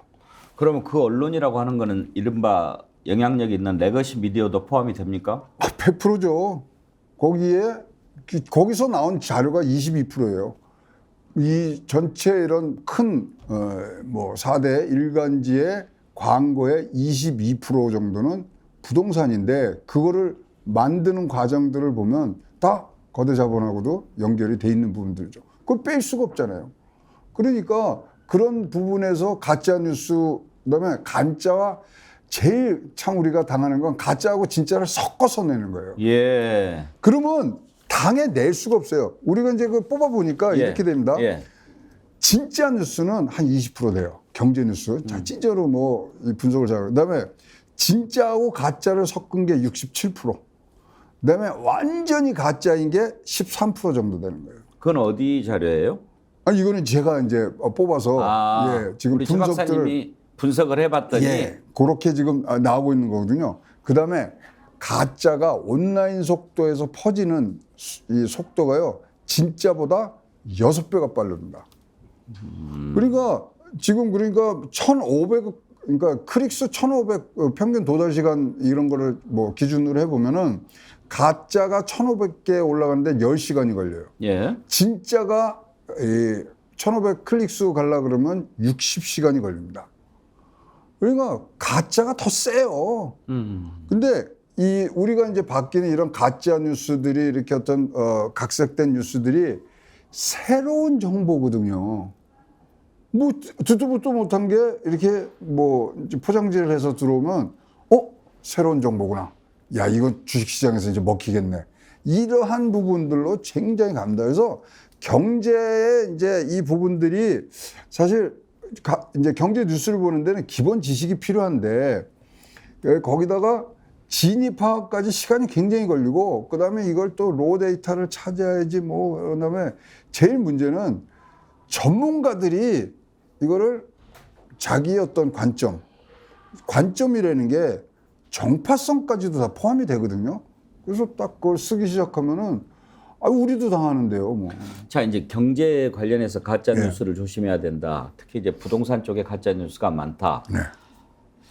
그러면 두 가지가 궁금해지는데요. 첫 번째는 무슨 목적으로 이런 가짜 뉴스를 만들어낼까가 하나 궁금하고요. 그다음에 이제 더 중요한 것은 그러면 우리가 진짜하고 가짜를 구별을 해야 되지 않습니까? 그렇죠. 어떻게 구별할 수 있는가 이걸 좀 배우고 싶은데 먼저 왜 이런 가짜 뉴스를 그러면 만들어냅니까? 일단 아까 과거에는 정권 종속적인 그런 경향들이 많았어요. 그러니까 하나가 이제 뭐 통계 자료가 나오잖아요. 그럼 뭐 사람이 많이 뭐 늘고 뭐 이러고 하는데 자, 예를 들어서 고용 동향이 나오면 C 회사는 요번에 실업자 수가 사상 최대고 뭐 그렇지만 취업자 감소는 뭐 장기화된다 이렇게 쓰지만 H 신문에서는 뭐냐면 취업자 수가 26만 증가했다. 거꾸로 보는 거예요. 그러면 이거에 대해서 뭐가 증가하고 뭐가 늘었다 이게 중요한 게 아니라 경제 기사라면 뭘 써야 되냐면 그 당시에 나왔던 부분들은 뭐냐면 취업을 포기했던 그러한 여성들의 경제활동 인구로 확 들어오거든요. 그런 것들을 얘기해 주면서 설명해 내는데 나타난 현상만 얘기를 하고 그다음에 이 경제 뉴스는 최소한 종합성을 띄어야 돼요. 뭐 하나만 보면은 다 나쁜 것 같아요. 지금 뭐 한 20년째 경제 위기 아니라고 해서 뭐 나라 망할 듯이 쓴 거가 한두 번입니까? 근데는 한 면을 보면 그럴 수 있죠. 근데 우리가 수출이라든가 고용이라든가 그다음에 자금 돌아가는 거 다 보면은 또 그렇게 우리가 위기일 것이냐. 그리고 위기란 거 뭐 우리가 침체 그다음에 뭐 IMF 이후 최대 위기였는데 그 이후로요 2분기 이상 우리나라가 성장률이 마이너스 적이 없어요. 그러면 지금 우리 전 세계에서 이 뭐 법으로 정해놓은 건 아니지만 2분기 이상 성장률이 마이너스가 될 때는 이걸 침체라고 그러거든요. 리세션에 들어갔다 그러는데 그런 적 없거든요. 그러니까 이제 아다르고 어다르니까 어떻게 네. 쓰느냐에 따라서 다른데 지금 그렇게 가짜 뉴스를 만드는 이유가 정권 차원에서 또는 정책 차원에서 그렇게 하는 것도 있다 이렇게 지적을 해주셨는데 우리가 이제 앞부분에 부동산 얘기를 했으니까 네. 가짜 뉴스가 22% 정도가 지금 부동산이라고 그러셨지 않습니까? 그러니까 부동산이 전체 광고의 22% 정도 되거든요. 부동산이. 그러니까 그 부동산을 그러면은 뭐 좀 띄워줘야 되잖아요. 예. 그럼 띄워주는 사람들이 누구냐면은 대개 다 공급을 많이 늘려야 된다. 우리가 뭐 공급이 뭐 살 집이 부족해서 없었고 그렇다. 그래서 올라갔다 그러잖아요. 그러면 대규모 네. 건설업체들이 가짜 뉴스의 배후가 될 수 있다. 그럼요. 부동산에 관해서는 그렇게 예. 그런 식으로 지금까지 계속 흘러온 하는 부분도 측면이 있고. 보인다. 예. 그다음에 이제 보수 언론들이 많이 쓰는 게 세금 폭탄 그러잖아요. 예. 그럼 뭐 예를 들어서 강남에서는 뭐 세배 뜨고 성동구는 근데 세금이 110% 올랐다. 이거는 폭탄이 아니고 폭죽이에요. 왜냐하면 자 성동구가 110배를 올리려고 그러면 집값이 얼마나 올랐겠어요. 좋은 거래니까요. 근데 이거를 세금 폭탄이란 프레임으로 거는 거예요. 세금이라는 건 정당이 내는 거거든요. 세금이 뭐 이게 갑자기 늘어서 이렇게 하는 게 아니니까. 그러니까 아다르고 어다른 부분들이 지금 많고 그다음에 이제 요새 최저임금들을 하고 있습니다만은 최저임금 때 나오는 얘기 뻔하잖아요. 해고 도미노, 그다음에 고용 참사, 물가 폭등. 그런데 최저임금이 갖고 오는 순기능에 대해서는 아무도 얘기를 안 하거든요. 그러니까 이렇게 해서 계속 경제가 파탄났다 뭐 이런 부분들을 또 여기에다 정파성까지 넣고 가면요. 대중에는 훨씬 잘 파급이 되는 거예요. 아까 말씀드린 6배가 아니라 막 헐헐 나는 거예요. 그러다 보니까 이 부분들이 계속적으로 경제의 정통 저널리즘이라는 게 우리나라에는 사라졌다. 근데 그게 언제냐? 그럼 저는 1997년도 외환위기 맞으면서 그렇게 된 거예요. 사실 그때 잘 보시면 기억나시겠지만 한국 경제에 대해서 우리나라 경제신문이라든가 경제판에서 제대로 된 보고서 한 번도 안 났어요. 근데 그때 뭐가 나오냐면 블룸버그에서 우리나라 망한다고 한 번 딱 쓰니까 그걸로 넘어갔거든요. 사실 아니 그렇게 한 방에 넘어갈 경제가 아니잖아요. 근데 블룸버그에 대해서 그럼 우리나라 경제 그 뭐 유수한 경제지에서 반론을 실어주고 거기에 대해서 찾아서 뭐 등등을 해야 되는데 그것이 놓치는 거예요. 타이밍을 놓치는 거예요. 우리가 대응을 잘 못한 측면도 있는 거죠. 그럼요. 거기다가 이제 또 그 당시에 또 대선까지 뭐 맞물리면서 굉장히 한 방향으로 대오를 형성 못했던 게 사실은 뭐 저는 큰 원인 중에 하나라고 생각합니다. 특히 우리나라에 언론학과라는 게 110개가 있어요. 전국에. 근데 어디를 뭐 뒤져봐도 경제 저널리즘에 대해서 가리키는 데가 없어요.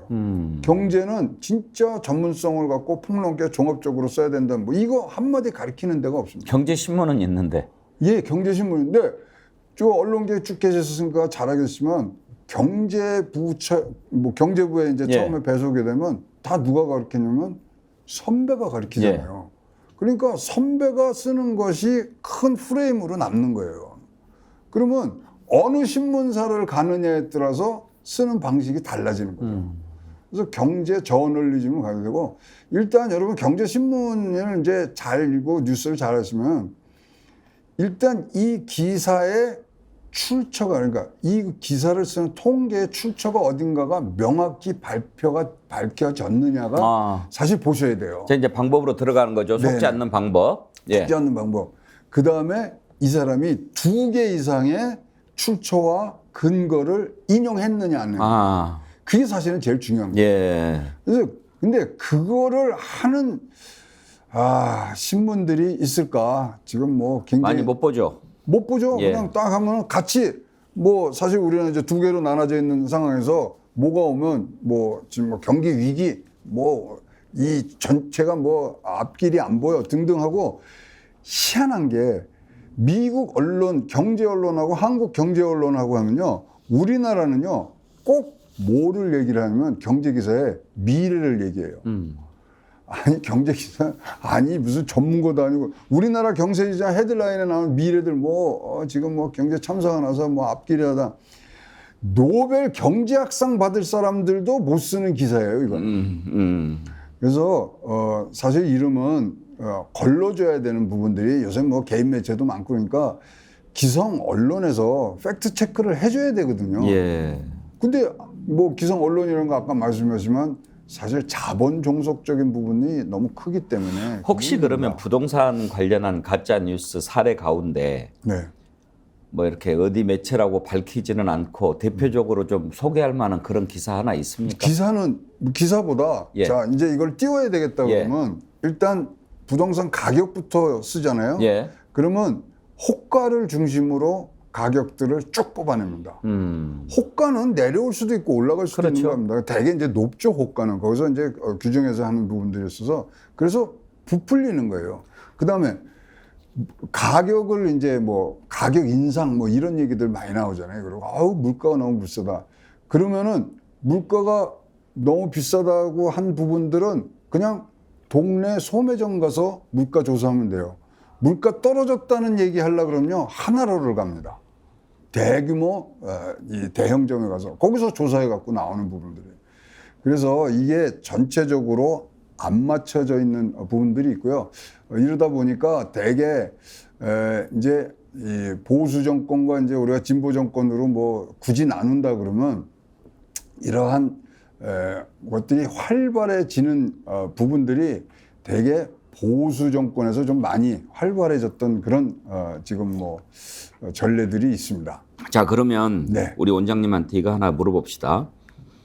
제가 궁금해서 최근에 나온 기사 하나, 최근은 아니네요. 얼른 지금 랜덤으로 뽑아봤는데 작년 12월 기사네요. 네. 제목이 내년에도 서울 아파트값 4% 떨어진다. 주택가격 하락세 지속. 이렇게 제목을 뽑았어요. 그러면서 연이은 금리 인상과 경기 침체 우려로 부동산 시장이 얼어붙은 가운데 내년에도 집값 하락세가 이어질 것이란 전망이 나왔다. 다만 금리 인상이 정점을 지난 뒤에는 하락폭이 둔화하면서 낙폭은 올해 하반기보다 줄어들 것으로 관측됐다. 주택산업연구원은 서울 대한상공회에서 발표한 내년 주택시장 전망에서 이같이 밝혔다. 이제 소스가 주택산업연구원이네요. 네. 그러면서 쭉쭉쭉 썼는데 이걸 딱 보면은 이 기사를 신뢰한다면 내년에도 떨어진다고? 그러면 지금도 사면 안 되겠네? 그렇게 생각할 거 아닙니까? 그러니까요. 경제는 심리거든요. 그러니까 이 심리에 굉장히 영향을 미치는 부분들이 있고. 그럼 이 기사는 어느 쪽에 가깝다고 보십니까? 저는 그거는요. 분명하게 지금 이 미래를 예측하는 부분들을 경제신문에서 썼다는 자체가 지금 사실 월권행위라고 생각을 해요. 뭐 앞으로 쭉 나가고 있는 부분들이 뭐 있겠지만 이건 심리를 지금 막 건드리는 부분들이면 팩트 체크를 해줬어야 되는 거죠. 예. 이러한 이유에서 이렇게 나간다고 이제 얘기를 해야 될 거고 그것이 두 가지 이상 지금 뭐 주택연구원 하나만 했지만 다른데 다른 얘기를 하는 분명 연구원이 있거든요. 그러면 두 가지 내용을 비교를 해서 이 진짜로 우리 독자들에게 정확한 그리고 가운데 중립적으로 볼 수 있는 부분들을 가야지 이것이 그냥 다 뭐 어떻게 어디에서 이것이 나왔는지 자료 인용과 주택산업연구원에서는 또 어떻게 했는지 이런 부분들을 가르쳐 주지 않는다 그러면 이거는 경제의 저널리즘으로서는 저는 뭐 크게 뭐 우리가 취급할 수밖에 없는 부분들이고요. 하나만 더요. 네. 제가 하나 찾아봤는데 서울 아파트 매물 이거 어제 기사예요. 서울 아파트 매물 6개월 새 30% 급증. 정부 부동산 정책 약발 끝? 이렇게 물음표를 했는데 6개월 새 30% 급증했다라고 하는 거 저는 믿기 힘들거든요. 그럼요. 이런 기사가 나왔을 때 이게 진짜인가 가짜인가 우리가 구별하는 방법은 어떤 거죠? 1번. 예. 그거에 대해서는 물동량입니다. 네. 지금 급매물이 없어지고 급매물이 들어오고 그다음에 이런 거죠. 그러면 지금 가격에 대해서는 굉장히 부동산 시장이 사실 위축돼 있기 때문에 한두 개의 고가와 저가에 따라서 확확 다르거든요. 그러면 평균의 우리 뭐 매매량이 과연 충족이 되고 있느냐를 먼저 따지셔야 돼요. 예. 그러면 우리가 60만 개 정도가 지금 뭐 상반기에 지금 움직인다 그러면 모자른 거거든요. 돌리는 게. 그렇다면은 지금 이거는 소위 말하는 평균 어떤 통계에서 보는 분산이 잘 안 돼 있는 거예요. 평균의 오류가 나오는 거거든요. 그 다음에 서울 뭐 이게 전체가 이제 뭐 움직인다 뭐 한다 그러는 것보다 여러분이 서울 전체 돌아다니면서 사실 건 아니잖아요. 자기 지역에 가는 어떤 통계들이 가장 중요한 거거든요. 예. 조금 더 매크로하게 한 단계 내려와 있는 기사들을 쓰는 것이 경제 어떤 특히 부동산에 관해서는 좀 더 정확하고 바른 부분들을 알겠습니다. 지금 줄이라고 생각을 합니다. 도움이 많이 됐습니다. 네. 강별님, 돈 버는 방법 주식 코인 하지 말기. 요새 뭐 돈 버는 방법이 코인을 해서 종잣돈을 만들어서 주식을 좀 한 후에 주택을 사는 게 요게 뭐 패턴이라고 그러는데 사실 그거는 뭐 깨져 있는 거고요. 근데 하여튼 지금 이제 굉장히 변한 게 왔고요. 특히 주식에만 뭐 해서는 제가 뭐 개인적인 그런 의견이기도 합니다만 굉장히 확고한 의견이 뭐냐면요. 우리나라가 수출이 안 될 때는 주식이 빠지잖아요. 예. 수출이 딱 흑자 전환을 하는 순간부터 6개월 내는 이런 뭐 지난 50년 동안 대개 한 30%씩 올랐습니다. 주식이요? 네. 근데 요번에 수출이 흑자 전환했단 말이죠. 15일까지. 그러니까 지금 굉장히 변동기고 합니다만은 주식 시장이 화랑될 수 있는 부분들이 전망이 많고, 좋다고 볼 수 있다. 특히 보시면 뭐 2차 전지도 가고 뭐 그다음에 요새는 방산주라든가 또 그리고 우크라이나 뭐 재건주 이런 걸 중심으로 해서 확 올랐잖아요. 자, 이건 시작인 것 같고요. 제가 요새 그런 말씀하시면 전 조심스러워요. 이제 네. 그 우리 최 박사 그 말씀하시는 걸 듣고 또 많은 우리 시청자들이 오 주식 살 땐가 보다 이런 생각하실까 봐. 아니 그 사셔야 될 뭐 타이밍은 전체 흐름은 말씀을 드려야죠. 큰 장세는 지금 올라가는 장세고 전도연 장세라고 제가 뭐 장명을 해봤어요. 전도연. 네. 전도연? 예. 예. 그러니까 이제 전은 뭐냐면 2차 전지. 예. 그다음에 반도체. 그다음에 연예 엔터테인먼트로 지금 그러니까 지금은 테마주가 성격을 굉장히 강화하면서 지금 환매가 일어나고 있거든요. 예. 근데 전도연의 이제 뭐 장세가 지금 와 있고요. 주식이나 증권 시장 관련해서도 가짜 뉴스들이 많이 있겠죠. 그러니까요. 작년에 2019년도에 경제에 있는 부분들의 가짜 뉴스로 인한 피해가 100조예요. 그 중에 증권 시장에 관한 것이 72조입니다. 그러니까 어마무시한 거예요, 이건요. 그다음에 뭐 UC 아이콜스라는 뭐 과거 2007년도에 일어난 그 주가 조작 사건 같은 거 보면 그게 이제 주가 조작의 완결판이거든요. 그때 보면 뭐 사실 뭐 100억 이런 게 사실 뭐 껌값이었죠. 그러면 또 이제 같은 궁금함이 듭니다.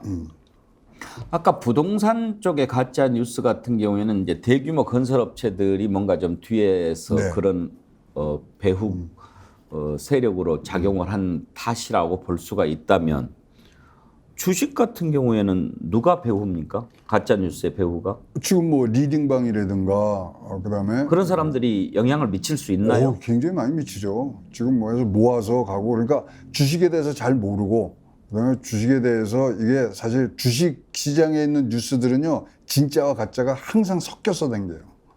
그러니까 이 부분들을 우리가 뭐 차트로 설명을 해주고 뭐 전체하고 그렇지만 테마주라는 것 자체가 거기에는 굉장히 사실을 증폭해서 지금 넣어놓은 거거든요. 주식 관련해서 그러면 사람들이 많은 정보를 얻는 곳이 어디입니까? 일단은 사실 이제 뭐 리포트들이 많이 나오죠. 리포트들이 지금 많이 나오고 그다음에 그러니까 저희가 파악하기에는 35% 이상이 지인이에요. 지인. 옆집 순이 엄마예요. 예.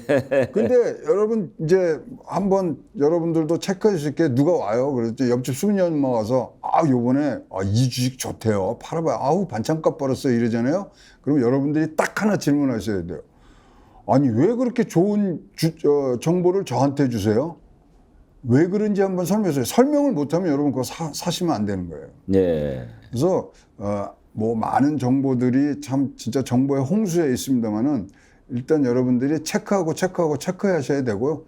그다음에 이제 이게 뭐 잘 모르시고 뭐 전체 뭐 긴가민가하고 옆집 아줌마 뭐 또 뭐 반찬값 벌었다는데 뭐 뒤처지는 거 아닌가 이러면 여러분 객장으로 가셔서 거기 전문가한테 물어보시던가 그다음에 그 회사의 홍보실에 전화하면은 가장 팩트 체크하기가 굉장히 좋은 그런 부분들을 줍니다. 거기는 IR 뭐 이런 것들을 전문적으로 하시는 분들이고 이것이 왜 이렇게 됐는지에 대해서 우리보다는 훨씬 많이 갑니다. 이 경제의 가짜 뉴스 중에 사실 또 많은 60% 이상이 개별 기업에 대한 거예요. 그렇잖아요. 개별 기업에 대해서 뭐가 뭐 좋은 게 뭐 이제 나왔니 안 나오니 하는데 이거는 진짜로 전문성이 없으면 모르는 이야기거든요. 그러면 이 부분은 여러분이 체크하시고 싶도 체크할 데가 없잖아요. 그 회사의 홍보실에 전화하시는 게 제일 좋습니다. 홍보실에서 얘기를 해줍니까? 네, 해줍니다. 그래서 IR 차원에서 해줍니다. 그리고 뭐 홍보실에서 뭐 전화 안 받고 그러면 IR 담당 바꿔달라고 그래갖고 이러한 이유로 이렇게 증시를 뭐 해서 이렇게 한다고 그러는데 아는 만큼만 얘기하시면 그쪽에서 얘기를 해주고요. 네, 특히 뭐 가짜뉴스 같은 거는 체크를 해줘요. 왜냐면 그거는 자기네들도 굉장히 뭐 이러이러한 게 있는데 사실이냐 그렇게 물어보면 해준다고요? 네, 해줍니다. 전화도 잘 안 받을 것 같은데. 전화 뭐 제가 전화 뭐 해본 경우는 뭐 70% 이상은 받아줍니다. 그렇습니까? 예, 그렇기 때문에 꼭 체크를 본회사에서 하시는 게 제일 좋고요. 특히 뭐 리딩방이라든가 이런 뭐 주식 전체 하는 것들에 대해서는 여러분 하여튼 의심해서 의심이 없어질 때 확신을 갖고 들어가셔야 되는 부분이 많습니다. 오늘 아주 귀한 말씀 많이 해주셨어요. 돈을 버는 방법은 사기를 안 당하는 것이다. 그렇습니다. 임금님 기획 캔디님 재테크 같은 거 해보고 싶어도 괜히 사기당해서 망할까 봐 못하는 게 사실이죠. 이런 시간을 자주 가졌으면 좋겠습니다. 특히 경제 쪽은 일반인들이 진짜와 가짜 뉴스를 구분하기가 쉽지가 않거든요. 그렇죠. 하여튼요. 일단 경제 뉴스가 가짜인가는 제일 먼저 저는 판단하는 기준이 뭐냐면 경제 뉴스에서 가장 중요한 게 과장 보도를 하지 말아야 되는 게 뭐 우리 뭐 맨 처음부터 배워온 건데요. 일단 과장 보도에 냄새가 좀 난다. 뭐 세계 1위, 뭐 그다음에 뭐 내년 후에는 뭐 일 등등 과장 보도 얘기 나오면 일단 여러분 체크가 들어가셔야 돼요. 김은숙님 뜬구름만 안 잡아도 돈은 지킨다. 이것도 명언입니다. 아까 어떤 분이 그 말씀하셨죠? 그 지금 이제 전체가 4차 산업혁명이 나면서 경제에서는 지금 변곡점에 왔거든요. 그래서 변곡점에 온 상태에서는 진짜 체크들을 많이 하셔야 되는 부분들인데 좀 좋은 정보를 얻기가 굉장히 힘들죠. 강별님이 그랬죠. 돈 버는 방법 주식 코인 하지 말기. 아무튼 우리가 좀 지혜롭게 하려면 생각도 하고 그래야 되지만 방금 우리 최영호 박사님 말씀하신 대로 진실을 알아야 돼요. 그럼요. 진실을 알아야 안 당하죠. 우리가 실력을 높여야 돼요. 경제 시력이라고 그럽니다. 우리 실력이라고 하는 거. 경제 시력을 높이셔야 되고요. 특히 제일 여러분 많이 당하신 게 이 통계의 선별적 오남용에 대해서 우리가 훅 가는 수가 많거든요. 그래서 출처가 어딘지 2개 이상의 출처를 인용했는지 등을 여러분들이 보시면은 좋은 방향으로 가실 수 있다고 생각합니다. 감사합니다. 오늘 최양호 원장께서 돈 버는 방법 사기를 안 당해야 된다. 사기를 안 당하려면 어떻게 해야 된다. 사기, 가짜 뉴스에 속으면 안 됩니다. 그러기 위해서는 우리가 눈 부릅뜨야 됩니다. 노아님 일본에서 슈퍼챗 3,000행 보내주셨는데요. 감사드립니다. 작년 하반기부터 일본 파견 근무 중인데 지금 정부 아나무인 행태에 우라가 침입니다. 거리에 나와서 집회 참여할 수도 없고 답답한데 스픽스와 같은 대한 언론에 작은 희망을 가져봅니다. 백운기 앵커님 응원합니다. 감사합니다. 저희들 더욱 열심히 하겠습니다. 오늘 오랜만에 댓글 많이 참여해 주셨는데 임금님 교회 캔디님 자연주의 화장품에서 드리는 선크림 아이크림 세트 보내드리도록 하겠습니다. 저희 스픽스로 이메일 남겨주십시오. 임금님의 캔디님이 내가 사실 그분 팬인데 너무 이 그래요? 댓글을 잘 잘 쓰시잖아요. 예. 제가 거꾸로 팬입니다. 저도 팬입니다. 예, 임금님께 캔디님은 아주 오랜 시청자신데 제 기억에 선물 드린 지가 너무 오래된 것 같은데요. 예, 최양호 박사님 오늘 감사합니다. 네, 예. 고맙습니다. 오라경제 최양호 인포스탁 데일리 기업정책연구원장과 함께했습니다. 오늘 함께해 주신 여러분 감사합니다. 비가 많이 온다고 그러는데 비 피해 없도록 조심하시고요. 내일 오전 10시 50분에 다시 찾아뵙겠습니다. 감사합니다.